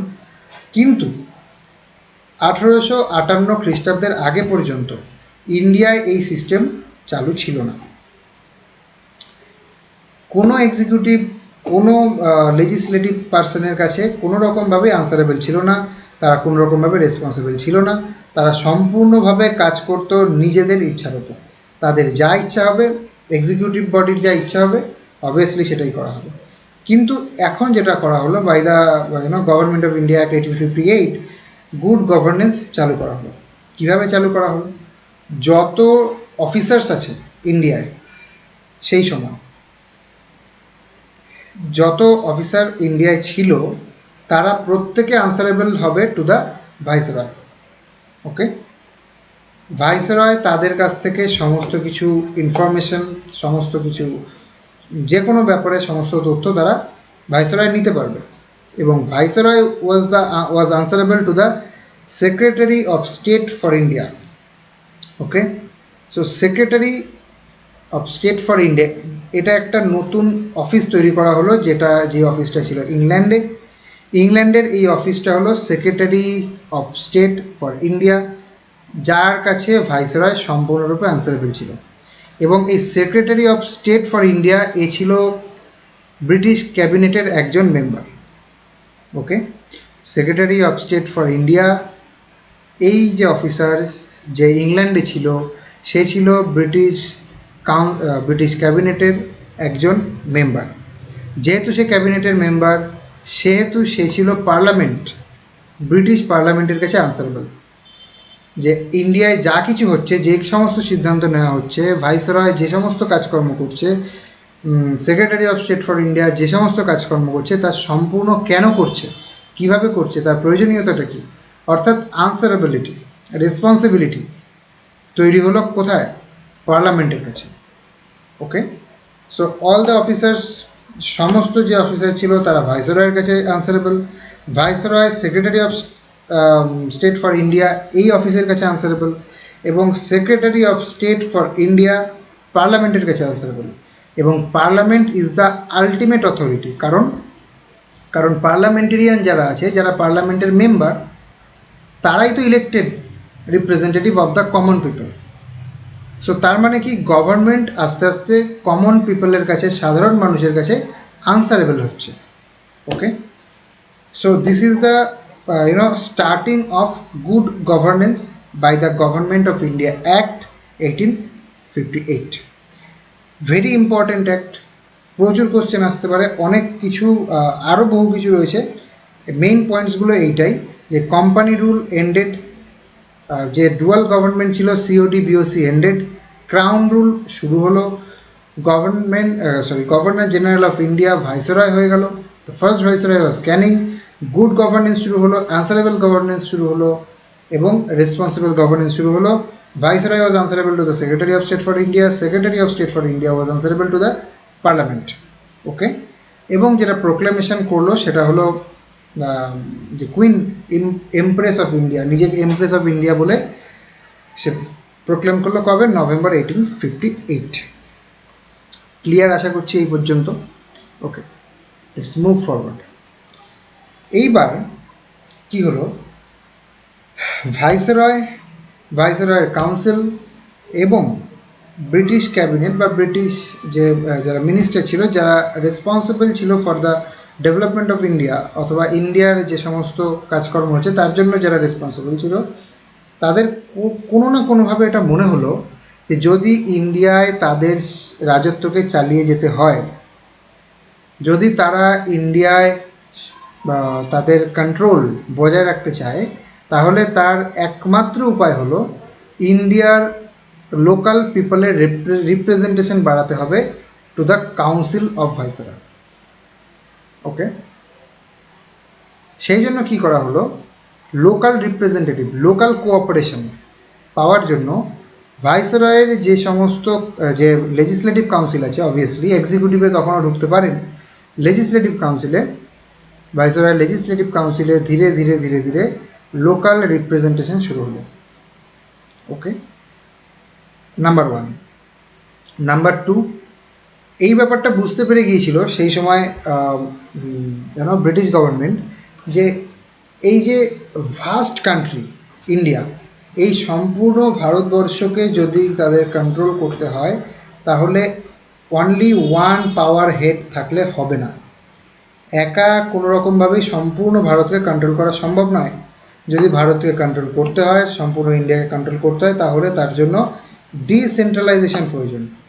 অর্থাৎ ইস্টার্ন রিজিয়ন কন্ট্রোল করবে একজন, ওয়েস্টার্ন রিজিয়ন কন্ট্রোল করবে একজন, নর্দার্ন রিজিয়ন কন্ট্রোল করবে একজন, সাদার্ন কন্ট্রোল করবে একজন। এখন যেইভাবে হচ্ছে যে যদিও একটা সেন্ট্রাল পাওয়ার আছে, কিন্তু প্রত্যেকটা রাজ্যের ক্ষেত্রে কিন্তু ইটস ভেরি ক্লিয়ার যে প্রত্যেকটা রাজ্যের ক্ষেত্রে আলাদা আলাদা স্টেট গভর্নমেন্ট আছে।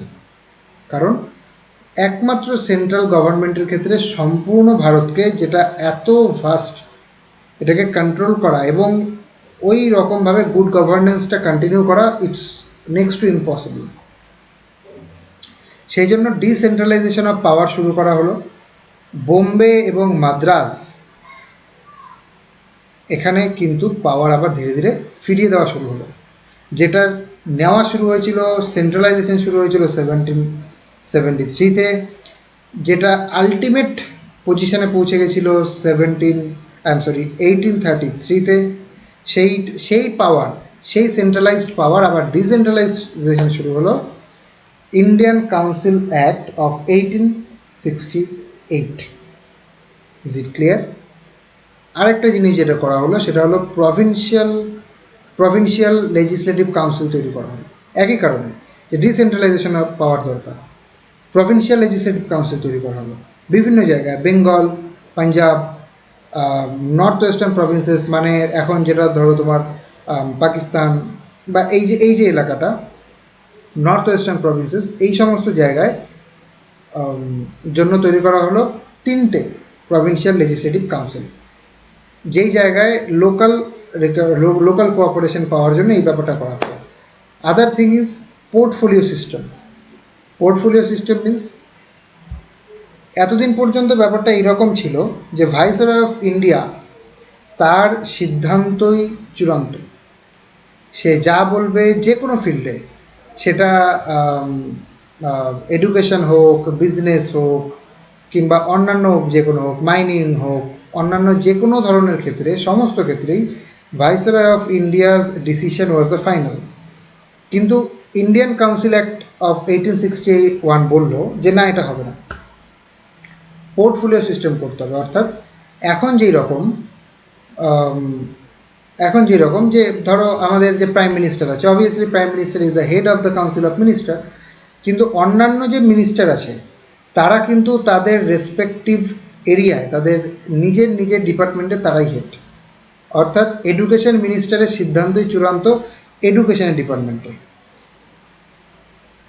Clear? Is it clear? I hope so. Portfolio system একই রকমভাবে করা হলো যে ভাইসরয়ের যে কাউন্সিল ছিল, সেই কাউন্সিলের যে ডিপার্টমেন্টগুলো ছিল, প্রত্যেকটা ডিপার্টমেন্টকে আলাদা আলাদা ভাগ করে দেওয়া হলো যে এই ডিপার্টমেন্টের কাজ এইটা করা, এবং এই পোর্শনে যা কিছু সিদ্ধান্ত নেওয়া সেটা ওই পার্টিকুলার ডিপার্টমেন্টই নেবে।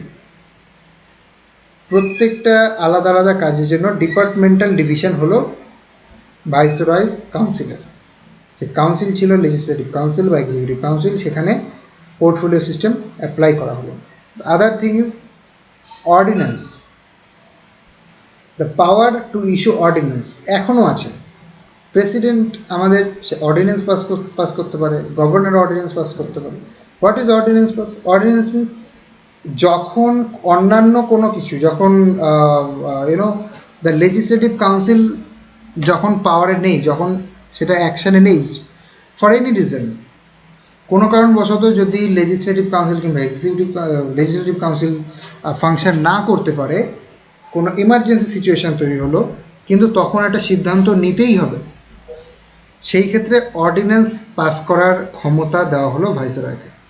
যে এখন থেকে যদি কোনো ইমার্জেন্সি সিচুয়েশান তৈরি হয়, সেই ক্ষেত্রে ভাইসরয় প্রয়োজন মতো, সুবিধা মতো অর্ডিন্যান্স পাস করতে পারবে। Clear? So Indian council act 1861 কী করা হলো? লোকাল কোঅপারেশন পাওয়ার জন্য নন অফিসিয়াল মেম্বার, যে ভাইসরয়ের যে লেজিসলেটিভ কাউন্সিল আছে, সেখানে নন অফিসিয়াল মেম্বার হিসেবে কিছু ইন্ডিয়ান পিপলকে সেখানে ইনক্লুড করা হলো, কারণ লোকাল কোঅপারেশন পাওয়া, এটাই ছিল লক্ষ্য। Number 2, decentralisation of power, Bombay এবং মাদ্রাজের পাওয়ার ফিরিয়ে দেওয়া হলো, ডিসেন্ট্রালাইজেশন করা হলো, প্রভিন্সিয়াল লেজিসলেটিভ কাউন্সিল তৈরি করা হলো, Bengal, Punjab, north western provinces. Portfolio system তৈরি করা হলো, যে পোর্টফোলিও করা হবে, যেই ডিপার্টমেন্টের আন্ডারে যেই কাজকর্ম আছে, সেই ফিল্ডে ওই ডিপার্টমেন্টের সিদ্ধান্তই চূড়ান্ত। ভাইসরয় সেখানে ইন্টারফেয়ার করতে পারবে না। Portfolio system. Ordinance was something যখন ইমার্জেন্সি সিচুয়েশন থাকবে এবং লেজিসলেটিভ কাউন্সিল সেই ব্যাপারে সিদ্ধান্ত নিতে কোনো কারণে পারছে না, সেক্ষেত্রে অর্ডিন্যান্স পাস করার ক্ষমতা ভাইসরয়কে দেওয়া হলো। ওকে, ক্লিয়ার? সো নেক্সট, এইরকমভাবে ইন্ডিয়ান কাউন্সিল অ্যাক্ট তিনটে আছে, 1861, 1892 and finally 1909. Okay, so Indian council act again 1892. ওকে, 1892-তে আমরা বেশ কিছু পরিবর্তন দেখতে পাবো। Positive changes, some positive changes can be observed in this act. এটার কারণ এটা যে তোমাদের মনে রাখতে হবে, এই যে এখন অ্যাক্টগুলো চলছে, এই অ্যাক্টগুলো ইন্ডিয়ান কাউন্সিল অ্যাক্ট কিংবা অন্যান্য গভর্নমেন্ট অফ ইন্ডিয়া অ্যাক্ট, এগুলো শুধুমাত্র অ্যাক্টগুলো পাস হচ্ছে না, এটার পেছনে হিউজ পলিটিক্যাল কন্ট্রিবিউশন আছে। কার? সমস্ত ভারতবাসীর। তারা অনবরত ইংরেজদের বিরুদ্ধে বা কিংবা ব্রিটিশ গভর্নমেন্টের বিরুদ্ধে যে সমস্ত প্রোটেস্ট তারা শো করছে, তারা নিজেদের যে গ্রিভেন্সেস শো করছে, সেইগুলোর এগেইনস্টে এবং সেগুলোর রিয়াকশান হিসেবেই কিন্তু এই সমস্ত অ্যাক্টগুলো পাস করানো হচ্ছে ওয়ান বাই ওয়ান। ওই জন্য দেখবে যত ধীরে ধীরে আমরা ইন্ডিপেন্ডেন্সের দিকে এগোবো, তত ধীরে ধীরে প্রোটেস্টও বাড়ছে এবং তত ধীরে ধীরে ধীরে ধীরে ব্রিটিশ গভর্নমেন্ট ইন্ডিয়াকে ধীরে ধীরে মোর ফ্যাসিলিটি, আরও বেশি বেশি করে ফ্যাসিলিটি দিচ্ছে। যেমন in 1885 Indian National Congress was formed. So Indian National Congress was such body, এটা এমন একটা বডি ছিল যেটা সম্পূর্ণ ভারতের এই যে স্ট্রাগলটা, যে ইন্ডিপেন্ডেন্স পাওয়ার জন্য যে স্ট্রাগলটা, সেইটাকে ইউনাইটেড করেছিল, একটা ডিরেকশন দিতে পেরেছিল। কে? Indian National Congress.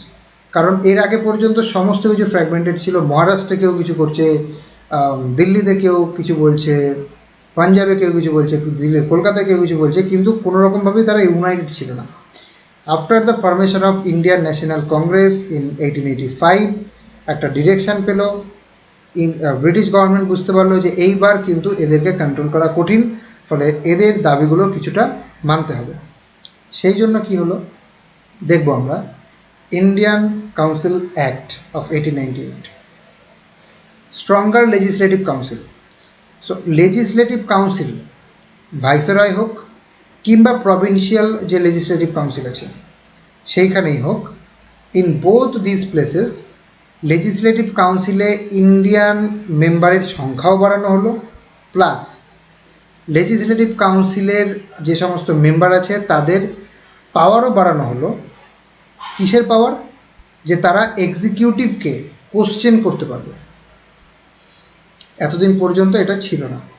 লেজিসলেটিভ কাউন্সিলের কাজ ছিল শুধুমাত্র পলিসি বানানো, যে সমস্ত প্রবলেমগুলো আছে সেগুলো সলভ করা, আর এক্সিকিউটিভের কাউন্সিল ছিল কন্ট্রোল করা।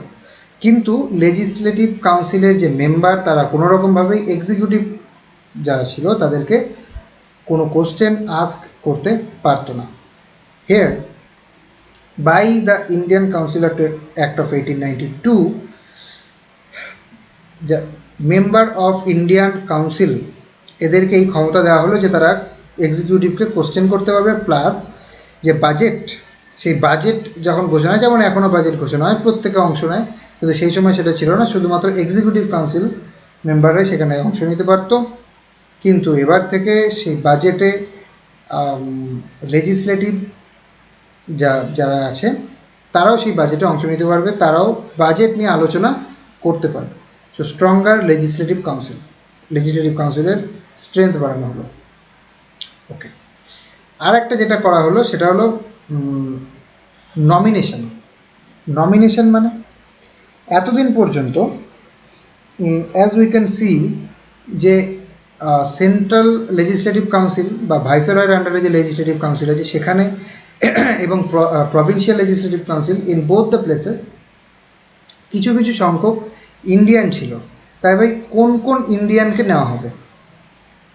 এরকম তো হতে পারে না যে কোনো কেউ একজন এলো এসে বসে গেল, এরকম নয়। তো এটা তো ঠিক করতে হবে যে কে কে এই লেজিসলেটিভ কাউন্সিলে ঢুকতে পারবে। এই ঠিক করার ক্ষমতাটা, এই ইলেক্ট করার ক্ষমতা, নির্বাচন করার ক্ষমতা এতদিন পর্যন্ত ছিল ভাইসরয়ের হাতে, বিফোর 1892। যে ভাইসরয়ের সিদ্ধান্তই এখানে ফাইনাল। ভাইসরয় যদি মনে করে একে আমার কাউন্সিলে নেবো তাহলে সে আসবে, ওকে নেবো সে আসবে, তাকে নেবো সে আসবে। এইখানে ভাইসরয়ের কন্ট্রোল কিছুটা কমানো হলো। এখানে নমিনেশনের পাওয়ার দেওয়া হলো কাকে? সেন্ট্রাল যে লেজিসলেটিভ কাউন্সিল আছে সেই সেন্ট্রাল লেজিসলেটিভ কাউন্সিলে ভাইসরয় তো অবভিয়াসলি নমিনেট করতে পারতই, তার সাথে প্রভিন্সিয়াল লেজিসলেটিভ কাউন্সিলের রিকমেন্ডেশনও নিতে হতো। ক্লিয়ার? যে প্রভিন্সিয়াল লেজিসলেটিভ কাউন্সিল থেকে যাদের রিকমেন্ড করা হবে যে সমস্ত মানুষকে, তাদের মধ্যে থেকেই ভাইসরয়কে ইলেক্ট করতে হবে। Let's say provincial legislative council 20 জনকে যদি রিকমেন্ড করে, ভাইসরয়কে ওই 20 জনের মধ্যে থেকেই 5 জন 6 জন 7 জন যতজন নাম্বার অ্যাকর্ডিংলি পিক করতে হবে। ওকে, সো এটা ছিল সেন্ট্রালের ক্ষেত্রে। একই রকমভাবে প্রভিন্সিয়াল লেজিসলেটিভ কাউন্সিলের ক্ষেত্রে নমিনেশন করতো কে? জমিদার। জমিদার যারা ছিল তাদের থেকে রেকমেন্ডেশন নেওয়া হতো, কারণ তারা অ্যাটলিস্ট একটা অ্যাডমিনিস্ট্রেটিভ পজিশনে আছে, ফলে তাদের থেকে একটা রেকমেন্ডেশন নেওয়া হতো। যে সমস্ত ইউনিয়নগুলো ছিল, বিভিন্ন ট্রেড ইউনিয়ন ছিল, বিভিন্ন পলিটিক্যাল ইউনিয়ন ছিল, বিভিন্ন তখন বড় বড় ইউনিভার্সিটি ছিল, ফ্রম এভরিওয়ান যে সমস্ত প্রমিনেন্ট ইনস্টিটিউশন সে সময় ছিল, প্রত্যেকের থেকে রেকমেন্ডেশন নেওয়া হতো, নিয়ে প্রভিন্সিয়াল লেজিসলেটিভ কাউন্সিলে ইন্ডিয়ানদের ইনক্লুড করা হতো। Clear? So Indian council act 1898, it's widening the scope for Indian people. এতে কি করা হলো? স্ট্রঙ্গার লেজিসলেটিভ কাউন্সিল করা হলো, নাম্বার বাড়ানো হলো ইন্ডিয়ানদের লেজিসলেটিভ কাউন্সিলে, বাজেট নিয়ে আলোচনা করার ক্ষমতা দেওয়া হলো লেজিসলেটিভ কাউন্সিলকে কোশ্চেন করার ক্ষমতা দেওয়া হলো, যে তারা এক্সিকিউটিভ মেম্বারদের কোশ্চেন করতে পারবে বিভিন্ন ক্ষেত্রে, এবং এক্সিকিউটিভ মেম্বাররা তার আনসার দেওয়ার জন্য বাধ্য থাকবে। Next thing is nomination. Actually এই যে নমিনেশন কি? Nomination actually indirect election. So it was kind of indirect election also, this thing. So নমিনেশনগুলো যেটা আগে এতদিন পর্যন্ত সোললি ভাইসরয়ের কন্ট্রোলে ছিল, এখন সেটা আস্তে আস্তে আরও ওয়াইডলি অন্যান্যদের হাতেও গেল। সো ইন্ডিয়ার যে সমস্ত ইন্ডিয়ান আছে তাদের হাতে কন্ট্রোল বাড়ছে। যদি তুমি একদম প্রথম থেকে 1773, 1833, 1853, 1861, 1892 পরপর যদি দেখতে থাকো এবং সাজিয়ে রাখো পরপর, দেখতে পাবে আস্তে আস্তে আস্তে আস্তে ইন্ডিয়ানদের রিপ্রেজেন্টেশন, ইন্ডিয়ানদের পাওয়ার, ইন্ডিয়ানদের ওপরে যে কমান্ড গভর্নমেন্টের উপরে, সেটা আস্তে আস্তে বাড়ছে। Okay, so next comes Indian council act 1909। এটাকে মর্লেমেন্টো রিফর্মসও বলা হয় অনেক ক্ষেত্রে। এক্সামে এই ধরনের কোশ্চেনও আসে যে মর্লেমেন্টো রিফর্মস বলে আসবে, এই ধরনের। যাই হোক, এটা মনে রাখার বিষয়, মুখস্থ করার বিষয়, সরলি কিছু করার নেই। তো এখানে যেটা বোঝার বিষয় সেটা হলো একই রকমভাবে through this 3 Indian council acts 1861, 92, 1909, তিনটের মাধ্যমেই যেটা কমন ব্যাপার সেটা হলো লেজিসলেটিভ কাউন্সিলে ইন্ডিয়ানদের সংখ্যা বাড়ানো হলো। এবং এই ইন্ডিয়ান কাউন্সিল অ্যাক্ট 1909-এ ইন্ডিয়ানদের সংখ্যা লেজিসলেটিভ কাউন্সিলে এক্সেপশনালি অনেক পরিমাণে বাড়িয়ে দেওয়া হলো। ওকে, আর তার সাথে যেটা করা হলো, কমিউনাল ইলেক্টোরেট তৈরি করা হলো। কারণ এই সময় এর আগেই তৈরি হয়ে গেছে আমাদের মুসলিম লীগ ততদিনে। সো আমাদের মনে রাখতে হবে যে এটা পলিটি তো চলছেই, তার সাথে সাথে এটার ব্যাকগ্রাউন্ডে কিন্তু ইন্ডিয়ান ফ্রিডম স্ট্রাগল চলছে এর পেছনে। এবং ওই যে ফ্রিডম স্ট্রাগল, ওই যে মানুষের কাজকর্ম, ওই যে তারা যে সমস্ত প্রোটেস্ট করছে, তারা যে ট্রাই করছে, তারই রেজাল্ট হিসেবে এই অ্যাক্টগুলো আসছে। তো একই রকমভাবে এতদিনে তৈরি হয়ে গেছে ইন্ডিয়ান মুসলিম লীগ, যেটা মুসলিম লীগ বলা হচ্ছে, মুসলিম লীগ তৈরি হয়ে গেছে। তা এবার দেখো, দুটো আলাদা আলাদা মেরু তৈরি হয়ে গেছে ইন্ডিয়ান পলিটিতে, ইন্ডিয়ান কংগ্রেস, ন্যাশনাল কংগ্রেস আর মুসলিম লীগ। এই ব্যাপারটাকে সেই সময় যে মিন্টো ছিল, যে আর কি ভাইসরয় ছিল, পার্লামেন্টারি রিফর্মসের সময় যে গভর্নমেন্ট ছিল, তারা বুঝতে পারলো যে এইখানে একটা স্কোপ আছে। এই যে পুরো ব্যাপারটা চলছে, পুরো প্রোটেস্ট চলছে আমাদের এগেনস্টে, এটাকে কমানো কিভাবে, সেই নিয়ম ডিভাইড অ্যান্ড রুল। কিভাবে ডিভাইড অ্যান্ড রুল? এদেরকে আলাদা করে দাও। হিন্দু, মুসলিম, খ্রিস্টান, জৈন, প্রত্যেকটা রিলিজিয়ান একসাথে ছিল, তারা একসাথে থাকলে ইউনিটি, তাদেরকে আলাদা করে দাও। কীভাবে আলাদা করে দেবে? সেপারেট কমিউনাল ইলেক্টোরেট করে দাও। যে এইরকমভাবে মানুষের মধ্যে এইরকম একটা awareness, I would say awareness নয়, এটাকে একটা মিসকনসেপশন বলা চলে, যে এইরকমভাবে এই ব্যাপারগুলো ছড়িয়ে দাও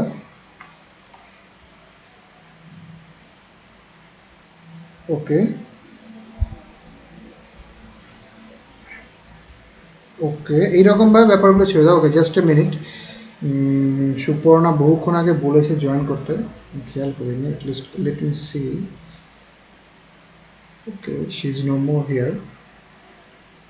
এনিওয়ে, সো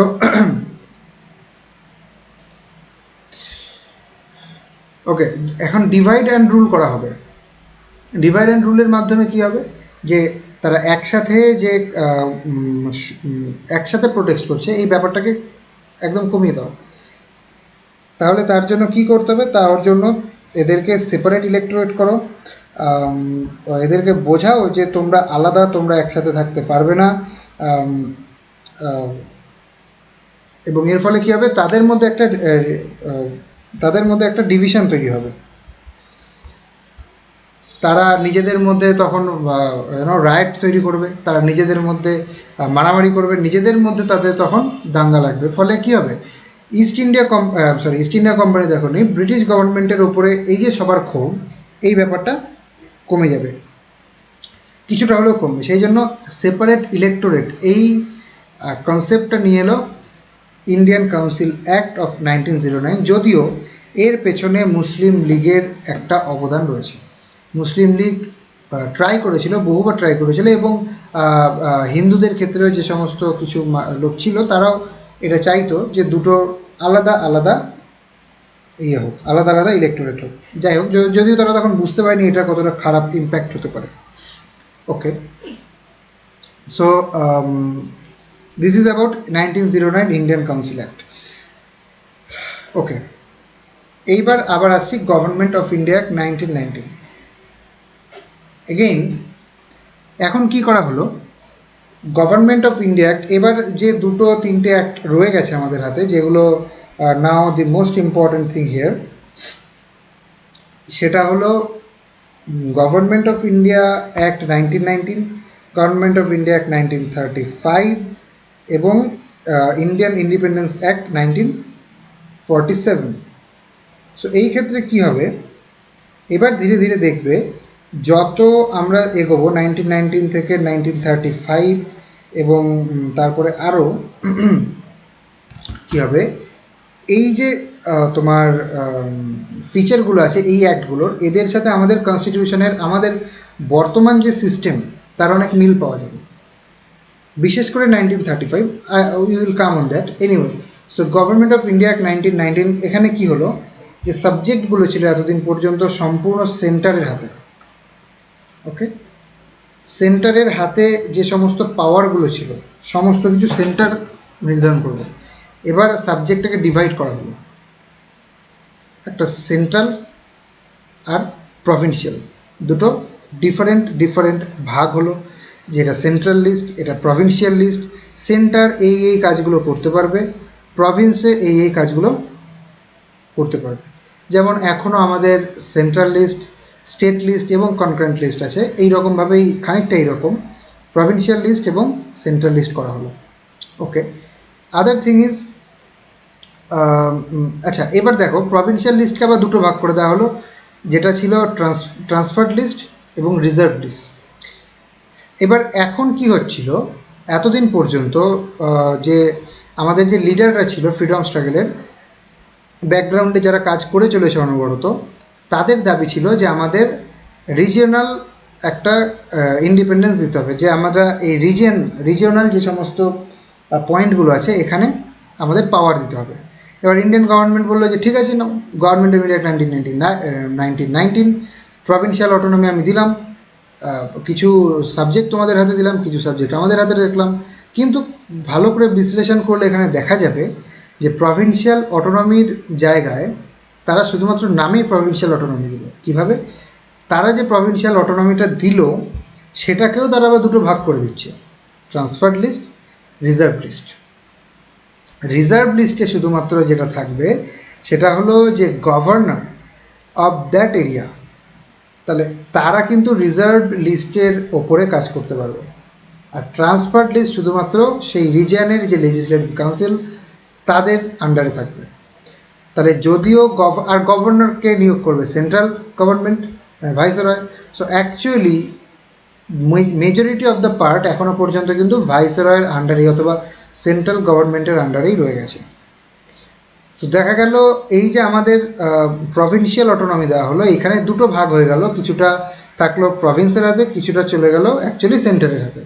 এই যে সিস্টেম, এই যে কাইন্ড অফ ডুয়াল গভর্নমেন্ট, এই সিস্টেমটাকে বলা হচ্ছে ডায়ার্কি। ডায়ার্কি বলা হয় এটাকে। ওকে, the other point is বাইক্যামেরালিজম।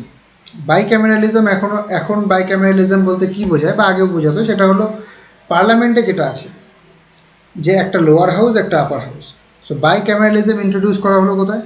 বাইক্যামেরালিজম introduce করা হলো আমাদের সেন্টারে। ওকে, সেন্ট্রাল লেজিসলেটিভ যে কাউন্সিল আছে ভাইসরয়ের আন্ডারে, সেখানে বাইক্যামেরালিজম ইন্ট্রোডিউস করা হলো। Direct election, for the first time direct election চালু করা হলো। ওকে, সো ডাইরেক্ট ইলেকশন বলতে কি বোঝায়? আমরা যেমন এখন ডাইরেক্ট ইলেকশন বলতে কি বুঝি, প্রত্যেকে যার বয়স 18 বছর হয়েছে এবং যার স্পেশাল কিছু প্রবলেম, যে কোনো জেলে নেই কিংবা অন্য কোনো সমস্যা নেই, মেন্টাল প্রবলেম নেই, যার বয়স 18 হয়েছে সেই গিয়ে ভোট দিতে পারবে। এটা ডাইরেক্ট ইলেকশন, অ্যাডাল্ট ফ্র্যাঞ্চাইজ যেটাকে বলা হয়। কিন্তু সেই সময় যদিও ডাইরেক্ট ইলেকশন ইন্ট্রোডিউস করা হয়েছিল, কিন্তু প্রত্যেকে কিন্তু ডাইরেক্ট ইলেকশনে যোগ দিতে পারতো না। Only about 10% of the population. Everything is written in your book, every word I am saying, সমস্ত কিছু এই বই থেকেই দেওয়া করা হচ্ছে, বইয়ের সমস্ত কিছু পাবে। সো অনলি 10% কিন্তু ডাইরেক্ট ইলেকশনে পার্ট নিতে পারত। আর যেটা করা হলো গভর্নমেন্ট অফ ইন্ডিয়া 1919-এ, মোর সেপারেট ইলেক্টোরেট। এতদিন পর্যন্ত হয়তো ছিল যে হিন্দু এবং মুসলিমদের জন্য আলাদা, এখন বলা হলো যে হিন্দু মুসলিম সব আলাদা আলাদা, খ্রিস্টানদের জন্য আলাদা, অ্যাংলো ইন্ডিয়ানদের জন্য আলাদা, শিখদের জন্য আলাদা, যারা দলিত বা এসসি এসটি এদের জন্য আলাদা। সো ইলেকটোরেটকে আরও আরও আরও আরও অনেক কটা ভাগে ভাগ করে দেওয়া হলো। Okay, so this was the government of India act 1919। কী কী হলো? কিছুটা প্রভিন্সিয়াল অটোনমি দেওয়া হলো, সাবজেক্টকে সাবজেক্টকে সেন্ট্রাল লিস্ট প্রভিন্সিয়াল লিস্টে ভাগ করা হলো, প্রভিন্সিয়াল লিস্টকে ট্রান্সফার লিস্ট রিজার্ভ লিস্টে ভাগ করা হলো। এই সিস্টেমটাকে ডায়ারকি বলা হয়। সেন্ট্রাল গভর্নমেন্টের যে লেজিসলেটিভ কাউন্সিল সেখানে বাইক্যামেরালিজম ইন্ট্রোডিউস করা হলো। ডাইরেক্ট ইলেকশন হলো, যদিও সেটা এভরিওয়ানের জন্য ছিল না, অনলি 10%-এর জন্য ছিল। আর more separate electorate for every part of the society. যত রিলিজিয়ান তত ভাগ, ততই ইংরেজদের, ততই ব্রিটিশদের লাভ, কারণ তত মানে নিজেদের মধ্যে ডিফারেন্স তৈরি হবে ইন্ডিয়ান পিপলের। Okay, this was the government of India act 1919। Now government of India act 1935, the most important act in the whole history of Indian politics. কেন মোস্ট ইম্পর্টেন্ট বলা হচ্ছে ইভেন টুডে? বিকজ এইটাই হচ্ছে সব থেকে বড় সোর্স অফ ইন্ডিয়ান কনস্টিটিউশন। এখনকার যে ইন্ডিয়ান আমাদের কনস্টিটিউশন আছে, সেই কনস্টিটিউশনের as all of you know maybe, যে বিভিন্ন জায়গা থেকে যত কনস্টিটিউশন আছে, যত আলাদা আলাদা দেশের কনস্টিটিউশনের যেই ভালো ভালো পার্ট আছে, সেখান থেকে কিছু কিছু পার্ট নিয়ে আমাদের ইন্ডিয়ান কনস্টিটিউশন তৈরি হয়েছে। কিন্তু the main source of our Indian constitution is government of India act 1935।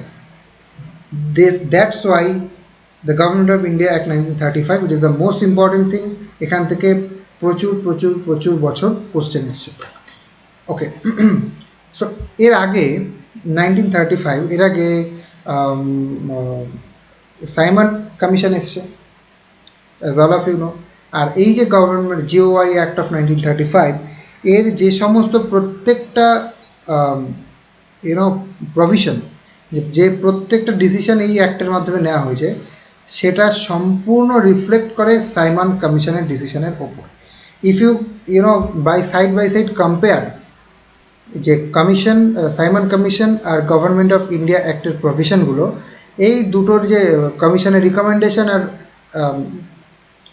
1935-এর অ্যাক্টের provision, এই দুটো সম্পূর্ণভাবে মিলে যায়। কমিশন যা বলেছে এ তাই করেছে, এইরকমভাবে। যাই হোক, সো এ কী করেছে, এইবার 1935-এর মাধ্যমে একটা অল ইন্ডিয়া ফেডারেশন তৈরি করা হলো। অল ইন্ডিয়া ফেডারেশন বলতে বলা হলো, যেমন সম্পূর্ণ ভারত এখন একটা ফেডারেশন। ফেডারেশন বলতে যুক্ত রাষ্ট্রীয় ব্যবস্থা তৈরি করা হলো। ওকে, এতদিন পর্যন্ত সেন্টার, স্টেট, প্রভিন্স আলাদা আলাদা আলাদা আলাদা একটা ভাব ছিল, কিন্তু এখন যেটা করা হলো যুক্ত রাষ্ট্রীয় ব্যবস্থা, যেটাকে ফেডারাল সিস্টেম বলা হচ্ছে, যেটা এখনও আছে আমাদের ইন্ডিয়ায়, federal system. Okay, so all India federal system was established. List তৈরি করা হলো, federal system, provincial system, federal list, provincial list. এখন আর প্রভিন্সিয়াল লিস্টে ওই রকমভাবে রিজার্ভড, ট্রান্সফার্ড লিস্ট এইরকমভাবে ভাগ করা হলো না। যেটা ফেডারাল লিস্টে আছে সেটা ফেডারাল বা মানে সেন্ট্রাল গভর্নমেন্ট তৈরি করবে, যেটা প্রভিন্সিয়াল লিস্টে আছে সেটা প্রভিন্সিয়াল গভর্নমেন্ট সেই ব্যাপারে সমস্ত কিছু তৈরি, সমস্ত অ্যাক্ট, সমস্ত কিছু রেডি করবে।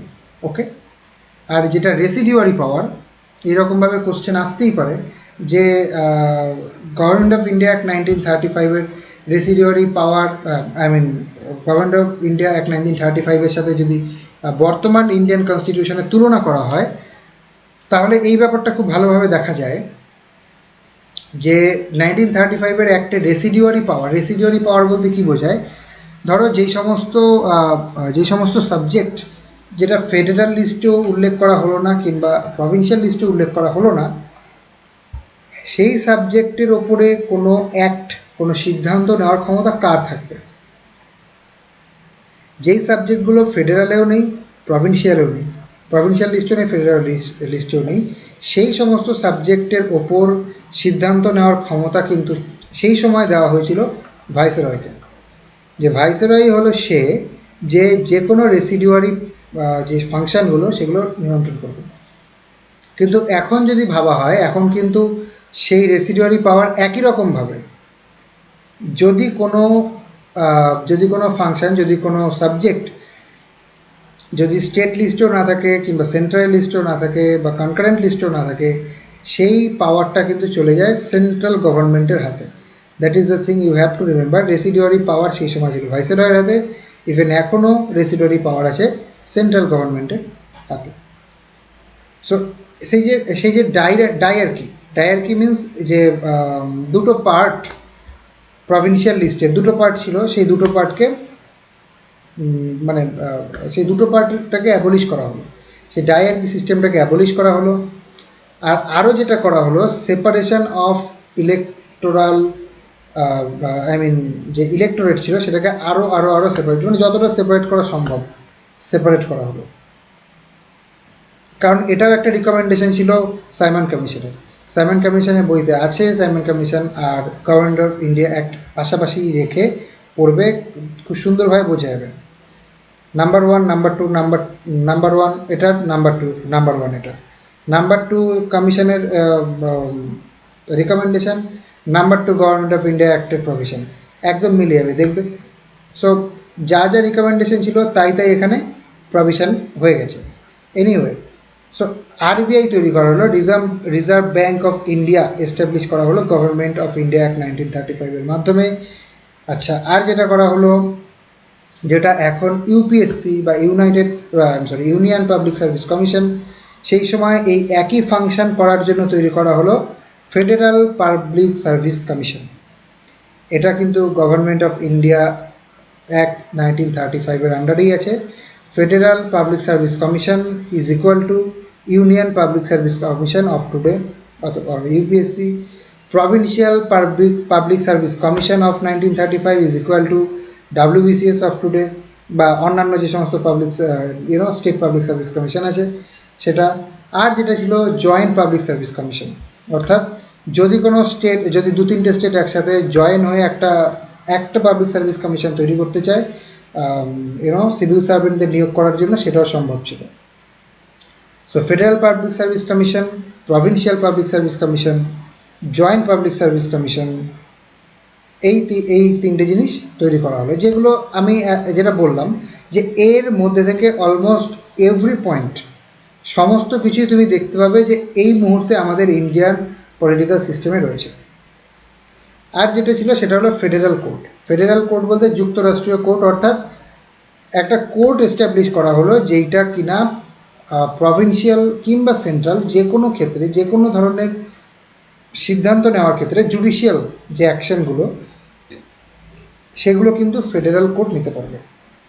এই কারণে একটা ফেডারেল কোর্ট তৈরি করা হলো।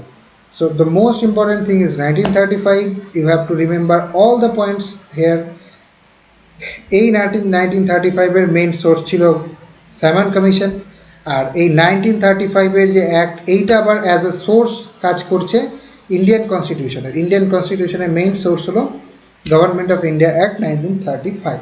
ওকে, এটা কি করেছে? এটা অল ইন্ডিয়া ফেডারেশন তৈরি করেছে, ফেডারেল প্রভিন্সিয়াল লিস্ট তৈরি করেছে, তার মধ্যে রেসিডিউয়ারি পাওয়ার দেওয়া হয়েছে ভাইসরয়কে, যেটা এতদিন পর্যন্ত যে ডায়ারকি ছিল প্রভিন্সে, সেই ডায়ারকিটা তুলে দেওয়া হয়েছে। আচ্ছা, মোর যে ইলেকটোরাল যে সেপারেশন ছিল সেটাকে আরও ওয়াইডেন করা হয়েছে, আরবিআই এস্টাবলিশ করা হয়েছে, ফেডারেল পিএসসি, প্রভিন্সিয়াল পিএসসি, যে জয়েন্ট পিএসসি তৈরি করা হয়েছে, আর ফেডারেল কোর্ট তৈরি করা হয়েছে। Every point, each and everything you have to remember, most important thing. Okay, and the last but not least is Indian Independence Act of 1947. So Mountbatten Plan came, everything happened at this time. Second World War happened, all these things, Britain became a bit weaker, new government was formed, নতুন government তৈরি হলো ব্রিটেনে। তো ধীরে ধীরে এইরকম একটা সিদ্ধান্ত তৈরি হলো, এইরকম একটা সিদ্ধান্ত নিল গভর্নমেন্ট অফ ব্রিটেন যে ইন্ডিয়াকে এবার ইন্ডিপেন্ডেন্স দেওয়া হবে। ওকে, কি হলো, কি হবে এবার? যদি প্রভিশনগুলো দেখো 1947-এর as given in your book, obviously এটাও একটা ইম্পর্টেন্ট টপিক। সেটা হলো British rule ends obviously, because independence দেওয়া হচ্ছে না ইন্ডিয়ানকে, এবার ইন্ডিয়ান গভর্নমেন্ট তৈরি করবে ইন্ডিয়ার মানুষ। So British rule ends definitely. Partition happened, yeah partition also happened. Partition India, east Pakistan, west Pakistan এবং ইন্ডিয়া দুটো দেশ তৈরি হলো। কনস্টিটিউশন অ্যাসেম্বলি স্থাপন করতে হবে। কনস্টিটিউশন অ্যাসেম্বলি স্থাপন করার পারমিশন পেল ইন্ডিয়া। কনস্টিটিউশন অ্যাসেম্বলি কেন স্থাপন করা হবে, যে ইন্ডিয়ান যে গভর্নমেন্ট, ইন্ডিপেন্ডেন্সের পরে ইন্ডিয়ান গভর্নমেন্ট হবে এবং সেই গভর্নমেন্টটা চালাতে গেলে অবভিয়াসলি একটা কনস্টিটিউশন দরকার। সেই কনস্টিটিউশনটা তৈরি করার জন্য কনস্টিটিউয়েন্ট অ্যাসেম্বলি তৈরি করা হলো, যার একটা খুব ইম্পর্টেন্ট রোল প্লে করেছে আমাদের আম্বেদকর। এনিওয়ে, যখন অ্যাসেম্বলি দেখবো তখন সেটা দেখবো। যাই হোক, আচ্ছা, যে পোস্ট ছিল secretary of state for India, যেটা ইংল্যান্ডে ছিল, সেই পোস্টটাকে অ্যাবলিশ করা হলো, কারণ সেটার আর প্রয়োজন নেই, এখন ইন্ডিয়া ইন্ডিপেন্ডেন্ট হয়ে যাচ্ছে। আর একটা জিনিস যেটা তোমাদের জানতে হবে, যে সমস্ত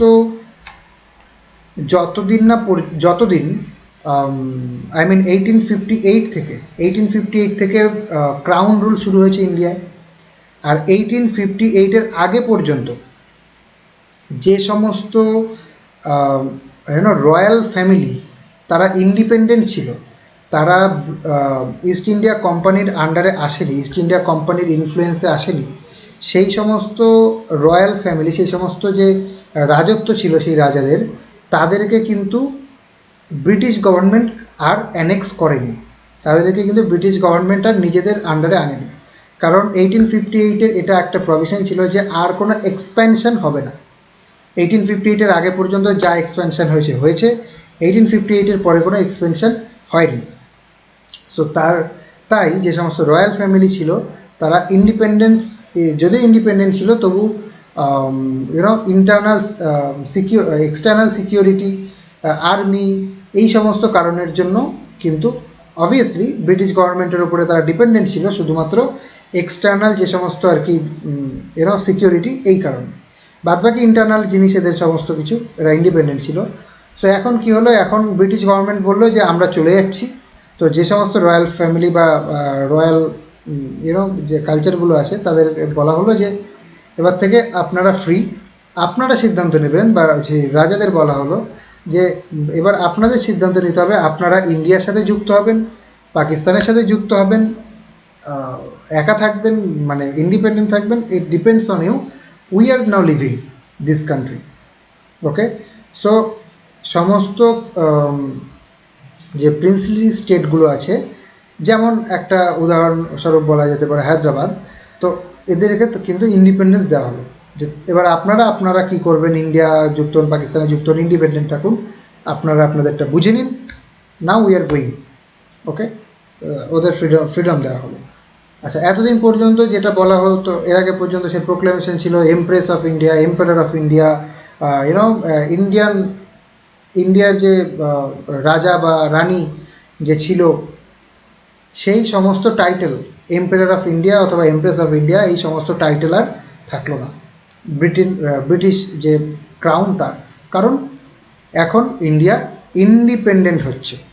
ওকে, ফাইনালি ইন্ডিপেন্ডেন্স পেল ইন্ডিয়া 14 আগস্ট, এটা 14 আগস্টে হবে পাকিস্তান, অ্যান্ড 15 আগস্ট 1947-এ হবে ইন্ডিয়া। সো ইন্ডিপেন্ডেন্স পেল, কিন্তু হিয়ার ইজ এ প্রবলেম, এখনো পর্যন্ত কোনো রকম কনস্টিটিউয়েন্ট অ্যাসেম্বলি তৈরি হয়, কনস্টিটিউশন তৈরি হয়নি। কনস্টিটিউয়েন্ট অ্যাসেম্বলি তৈরি হয়েছে, তারা কনস্টিটিউশন তৈরি করছে, কিন্তু কনস্টিটিউশন এখনও কমপ্লিট হয়নি। সো ইন্ডিপেন্ডেন্সের পরে ইন্ডিয়া চলবে কিভাবে, কোন রুল অনুযায়ী চলবে, সেই জন্য যতদিন না কনস্টিটিউশন তৈরি হচ্ছে ততদিন পর্যন্ত একটা ইন্টারিম গভর্নমেন্ট এস্টাবলিশ করা হলো, যে এই গভর্নমেন্টটা শুধুমাত্র ততদিনের জন্য যতদিন না কনস্টিটিউশন তৈরি হচ্ছে। তো ইন্টারিম গভর্নমেন্ট তৈরি হলো, সেখানে এগেইন গভর্নর জেনারেল থাকলো, কে থাকলো, মাউন্টব্যাটেন থাকলো। Okay, so first governor general of dominion of India. So dominion status পেল ইন্ডিয়া, কারণ এখনো পর্যন্ত ইন্ডিয়ান ইন্ডিপেন্ডেন্স ফুল ফ্লেজেড হয়নি, কারণ ইন্ডিয়ার কনস্টিটিউশন তৈরি হয়নি এবং কনস্টিটিউশনকে অ্যাডপ্ট করা হয়নি। সেইটা গিয়ে 1950-তে হয়েছে, 1940 এইরকম সময় হয়েছে যখন কনস্টিটিউশন তৈরি হয়েছে। ওকে, সো এই এখন আপাতত কিন্তু Mount Batten was the ruling authority, the governor general of Dominion of India. Okay, so Indian Independence Act 1947 came, British rule ends, partition happens obviously, viceroy এর কোনো ভূমিকা থাকলো না, কনস্টিটিউয়েন্ট অ্যাসেম্বলি তৈরি হলো, no secretary of state for India, secretary of state for ইন্ডিয়ার যে office সেটাকে অ্যাবলিশ করা হলো, ফ্রিডম টু প্রিন্সলি স্টেটদের ফ্রিডম দেওয়া হলো, তাদেরকে বলা হলো ইট ডিপেন্ডস অন ইউ, আপনারা যেখানেই জয়েন খুশি করতে পারেন, ইন্ডিয়া হোক পাকিস্তান হোক অথবা ইন্ডিপেন্ডেন্ট থাকুন, কোনো অসুবিধা নেই। যে ক্রাউন, ব্রিটিশ ক্রাউনের আর এম্পায়ার অফ ইন্ডিয়া অথবা এমপ্রেস অফ ইন্ডিয়া এই টাইটেল রাখার ক্ষমতা থাকলো না, কারণ ইন্ডিয়া ইন্ডিপেন্ডেন্ট হয়েছে। ফাইনালি 15th August 1947-এ ইন্ডিয়া ইন্ডিপেন্ডেন্ট হয় এবং একটা ইন্টারিম গভর্নমেন্ট তৈরি হয়।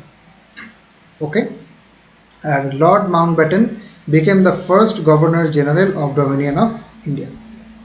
সো যেই জার্নিটা শুরু হয়েছিল 1600-এ ব্রিটিশ আসার পর থেকে, তারপরে যদি দেখো আস্তে আস্তে ব্রিটিশদের সময় আস্তে আস্তে ভালো হতে থাকলো, তারা আস্তে আস্তে আস্তে আস্তে সমস্ত ক্ষমতা দখল করলো, সেন্ট্রালাইজেশন তৈরি হলো, মাদ্রাজ বোম্বে এদের পাওয়ার কার্টেল করা হলো, সমস্ত পাওয়ার দেওয়া হলো বেঙ্গলকে। বেঙ্গল তারপরে আস্তে আস্তে কি করা হলো, 1857 মিউটিনি হলো, বেঙ্গলে গভর্নর জেনারেল অফ ইন্ডিয়াকে ভাইসরয় করা হলো। এখনও পর্যন্ত সমস্ত ক্ষমতা কিন্তু সেন্ট্রালাইজড। এরপরে ধীরে ধীরে ইন্ডিয়ান কাউন্সিল অ্যাক্টসের মাধ্যমে ডিসেন্ট্রালাইজেশন শুরু হলো, সমস্ত প্রভিন্সগুলোকে পাওয়ার দেওয়া হলো, প্রভিন্সিয়াল অটোনমি দেওয়া হলো। প্রভিন্সিয়াল অটোনমির মধ্যে যে সমস্ত যে গভর্নরের আন্ডারে বা ভাইসরয়ের আন্ডারে যে লেজিসলেটিভ কাউন্সিল আছে, তার মধ্যে ইন্ডিয়ান কোঅপারেশনের জন্য ইন্ডিয়ান পিপলদের ইনক্লুড করা হলো এবং ধীরে ধীরে ধীরে ধীরে আস্তে আস্তে first world war, second world war হলো, ধীরে ধীরে ধীরে দেখা গেল যে আমাদের ব্রিটেনও আস্তে আস্তে তার ক্ষমতা কিছুটা কমলো এবং তাতে সেখানে ব্রিটেনেও নতুন গভর্নমেন্ট এলো এবং তারা সিদ্ধান্ত নিল যে ইন্ডিয়াকে আলটিমেটলি ইন্ডিপেন্ডেন্ট করা হবে।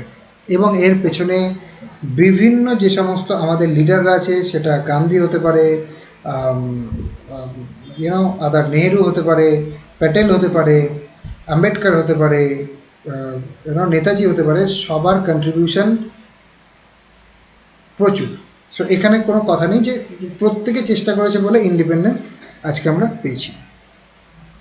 সো 1600 থেকে শুরু হয়ে একটা এবার যদি তুমি বইটা পড়ে দেখো একদম প্রথম থেকে একটা একটা করে অ্যাক্ট যদি কমপ্লিট করো এবং চেষ্টা করো যে তার আগের অ্যাক্ট এবং তার পরের অ্যাক্টের সাথে রিলেট করতে, তাহলে তুমি অবভিয়াসলি একটা লিঙ্ক খুঁজে পাবে যে কিভাবে ব্রিটিশ গভর্নমেন্টের পাওয়ার আস্তে আস্তে বাড়লো এবং একটা টাইম পরে গিয়ে দেখা গেল যে ব্রিটিশ গভর্নমেন্ট আর হোল্ড করতে পারছে না, সেন্ট্রালাইজেশন সম্ভব নয়, ডিসেন্ট্রালাইজেশন শুরু হলো এবং আলটিমেটলি ইন্ডিয়ান ইন্ডিপেন্ডেন্ট হলো।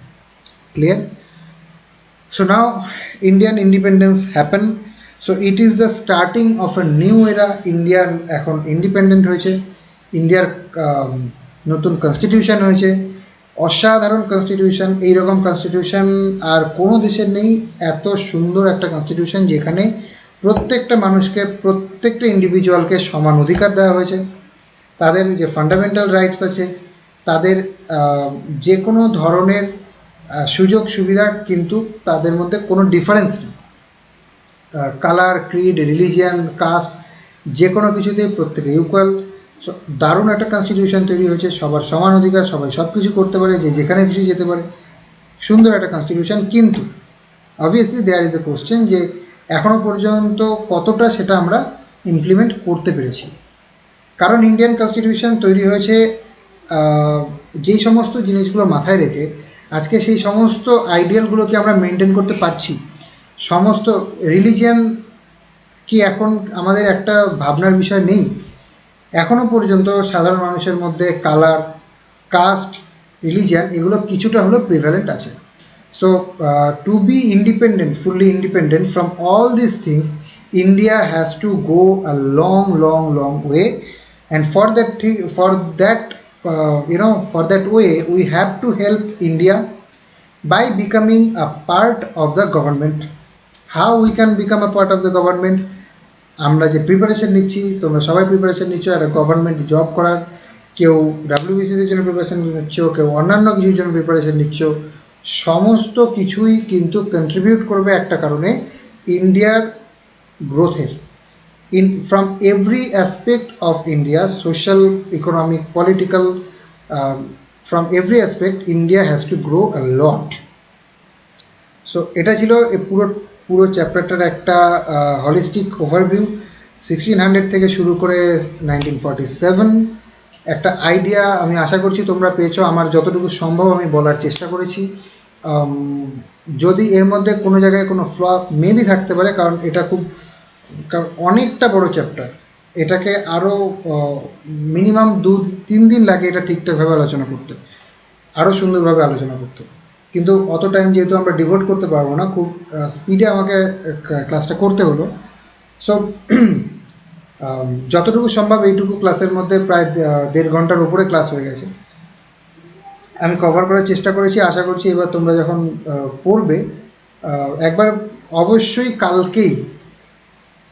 একদম কালকেই তোমাদেরকে বইটা পড়তে হবে, তা না হলে কিন্তু এরপরে আর মাথায় থাকবে না পয়েন্টসগুলো, আলোচনাগুলো, লিঙ্কেজগুলো হারিয়ে ফেলবে। আর পলিটির ক্ষেত্রে লিঙ্কেজ যদি হারিয়ে যায় তাহলে সব শেষ, কারণ তুমি পড়ে গেলে ফ্যাক্টস মুখস্থ করে গেলে কিন্তু লাভ নেই কিছু, কারণ লিঙ্কেজের উপরে বেসড করেই কোশ্চেন আসে। তো যে লিঙ্কেজগুলো বলা হয়েছে, যে লিঙ্ক করা হয়েছে, যেভাবে আপরাইজিং অ্যান্ড ডাউনফল হলো, সুন্দর করে যদি তুমি বইটা এবার পড়ো, আশা করছি একটা লিঙ্ক তৈরি করতে পারবে, একটা ওভারভিউ পেয়েছো। So that's it for today. তোমরা এসছো, শুনেছো, আমার খুব ভালো লেগেছে। থ্যাংক ইউ ভেরি মাচ পুরো ক্লাসটা করার জন্য। আমি জানি না অনেকে হয়তো সরি যারা ওয়েটিং রুমে রয়েছে এখানে, সুপর্ণাগিরি, কার্তিক, এদেরকে ওয়েটিং রুমে রয়েছে, এরকম হলে তো প্রবলেম, টাইম মতো যদি কেউ জয়েন করতে না পারে। Okay, so that's it for today. Just 2 minutes if they can join Pranagiri. I don't think they will come anyway. Okay, so thank you very much all of you. I hope তোমাদের একটা idea পেয়েছো, যতটুকু সম্ভব আমি করেছি। Next day আমরা বলবো বাকিটা, এরপরের দিন আমি জানিয়ে দেবো যে অবভিয়াসলি নেক্সট চ্যাপ্টারটা হবে। নেক্সট চ্যাপ্টারে যেটা আছে সেটা হলো মেকিং অফ দ্য কনস্টিটিউশন। এটা খুব ভালো চ্যাপ্টার, যে কনস্টিটিউশনটা কীভাবে তৈরি হলো। সো এখনও পর্যন্ত আমরা যেটা দেখলাম যে একটা ফ্লো, ব্রিটিশ এলো, ব্রিটিশ উঠলো, ব্রিটিশদের ডাউনফল হলো, ইন্ডিয়ান ইন্ডিপেন্ডেন্স হলো, কনস্টিটিউশন অ্যাসেম্বলি তৈরি হলো, এবার কনস্টিটিউশনটা তৈরি কীভাবে হলো এটা আমরা পরের দিন দেখব। Okay, that's it for today. Thank you very much for joining. যদি কারো কোশ্চেন থাকে তোমরা আমাদের পার্সোনালি, গ্রুপে মেসেজ করার দরকার নেই, পার্সোনালি যে নাম্বার আছে সেখানে বা আমাকে মেসেজ করে জানাতে পারো যদি কারো কোনো প্রবলেম থাকে। ওকে, আমি পরের দিন ক্লাস শুরু করার আগে সেই প্রবলেমগুলোকে অ্যাড্রেস করার চেষ্টা করব যতটা সম্ভব। Clear? So that's it. Thank you very much for joining. Okay, Suparna, please join. Okay, I can continue. I have to go now. That's it for today. Thank you very much. Problem থাকলে আমাকে জানাতে পারো, পরের দিন হবে। Okay, that's it. Thank you.